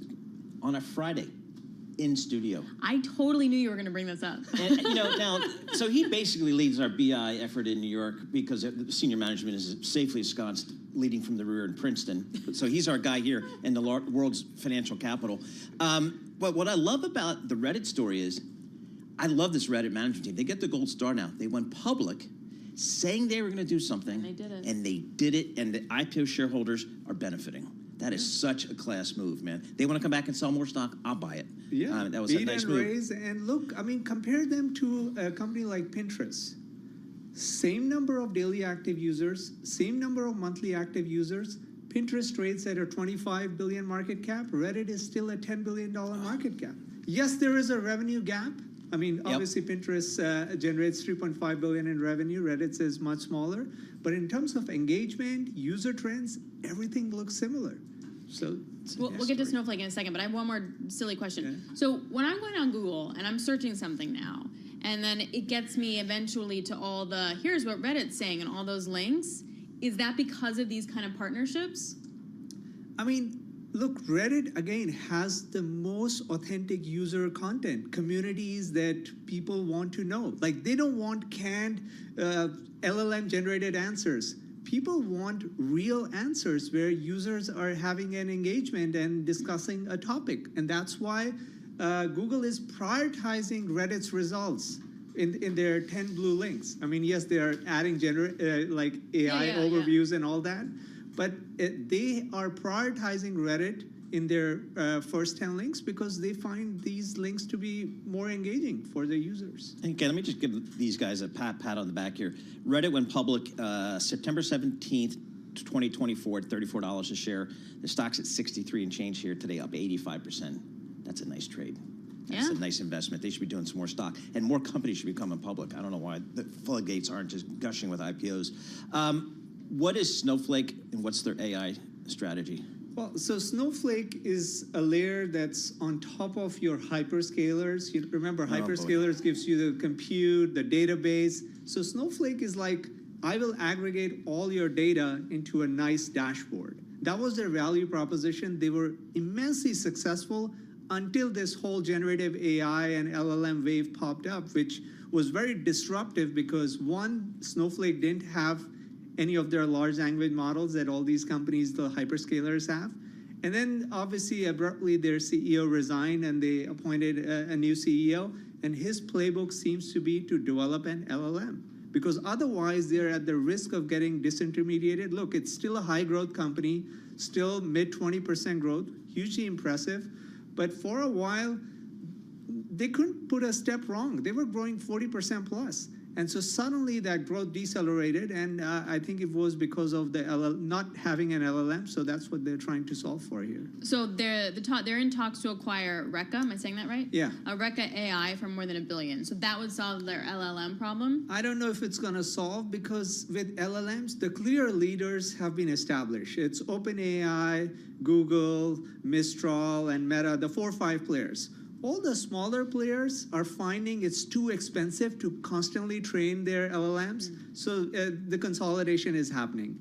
And now, obviously, you know, they are getting sold, but in this case, Snowflake bought them first. I'm sure Amazon is looking to buy somebody, and so are other companies. Apple probably is looking to buy someone as well, because that's what you need. You need your own LLM. You can't rely on someone else to provide the LLM if you're a large tech company. How many large language model companies are there out there?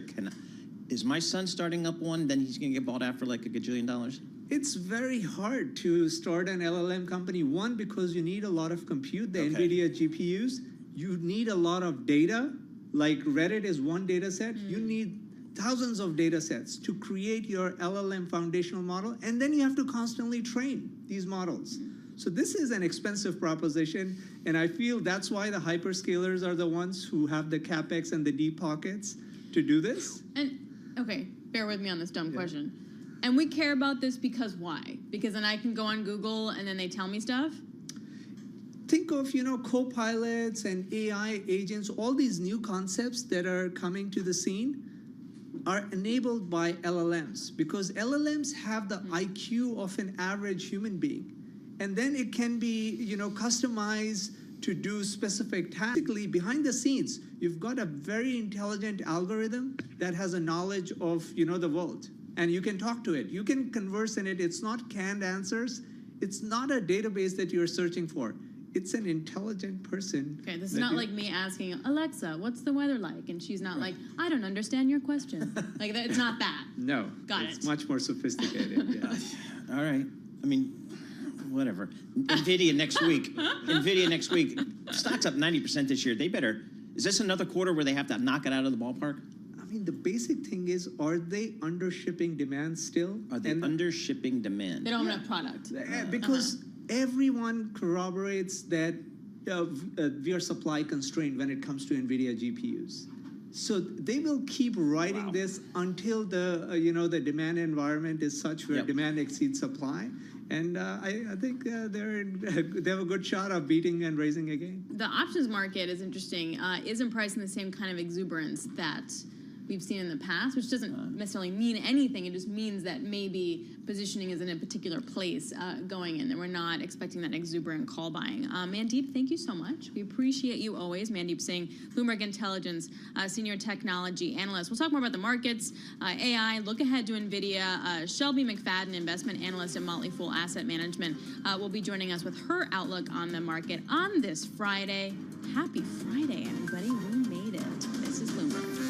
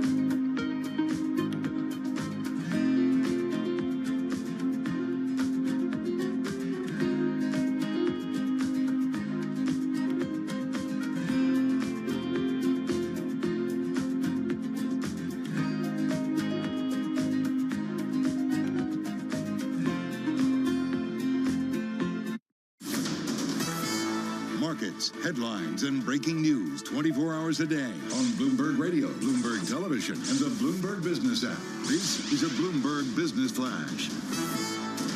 And I'm John Tucker in the Bloomberg Newsroom with this Bloomberg Business Flash. Wall Street heading for the finish of another winning week. Stocks drifting right now after the major averages hit the records. You have strong corporate earnings also fueling some of the gains, with the focus now shifting to the results from NVIDIA. We're going to get that on Wednesday. Ahead of that, NVIDIA shares right now 1% lower. Some other standouts, Reddit jumping after announcing that partnership with OpenAI that's going to bring the social media company's content to ChatGPT. Reddit shares 15.6% higher right now. On the losing end, GameStop and AMC Entertainment. GameStop said, among other things, is going to sell up to $45 million of stock, try to raise cash and cash in. Investors don't like that. GameStop shares right now 26% lower. Also, could be a volatile day, about $3 billion. Pardon me, $3 trillion with a T dollars of options expiring today. So they tell me. Okay. So they tell me. So you have to roll over your positions into new ones, which lends to the volatility. Anyway, S&P 500 up 2 points. The Dow Jones Industrial Average up 47 points. And right now, the NASDAQ 100, 4 points higher. Let me do yields. 2-year pretty much unchanged, 479. The 10 up 2 basis points at 440. We check the markets for you all day long right here on Bloomberg Radio. I'm John Tucker, and that's your Bloomberg Business Flash. Paul and Alex. Yeah, good way of setting up that volatility. Yeah, that's a witching day for sure. But as you mentioned, John, it has been definitely a week. We had some nice records. We haven't seen this kind of move in months for the S&P. So what do you do? On a headline level, we may continue to be a little bit boring, but underneath there's some really individual stock moves that are gaining a lot of traction here. So let's get more with Shelby McFadden, investment analyst at Motley Fool Asset Management. She is joining us. So, Shelby, are we in a world where, like, the headline level is just going to continue to grind higher, but it's going to be those individual names where you get the action? You know, I think that's absolutely possible. And part of it is we've seen the evidence of that happening for not just 1 year, but 2 years, right? We've seen it go from the S&P 500 to sort of the S&P 7 to the S&P 4. And so it's not completely unreasonable to have to pop the hood and really see breaking into sectors and industries, what's really going on in the market. And so if you're sort of just interested in owning the overall market and being okay with it being driven by fewer than 10 stocks, sure. But the inverse is not necessarily true, that how those top 10 are doing is necessarily representative of the overall market. Shelby, we had I guess a weaker than expected retail sales number yesterday, yet combined with some pretty strong sales numbers out of Walmart. How do you square those two things? How do you view the consumer out there? I think when we sort of look at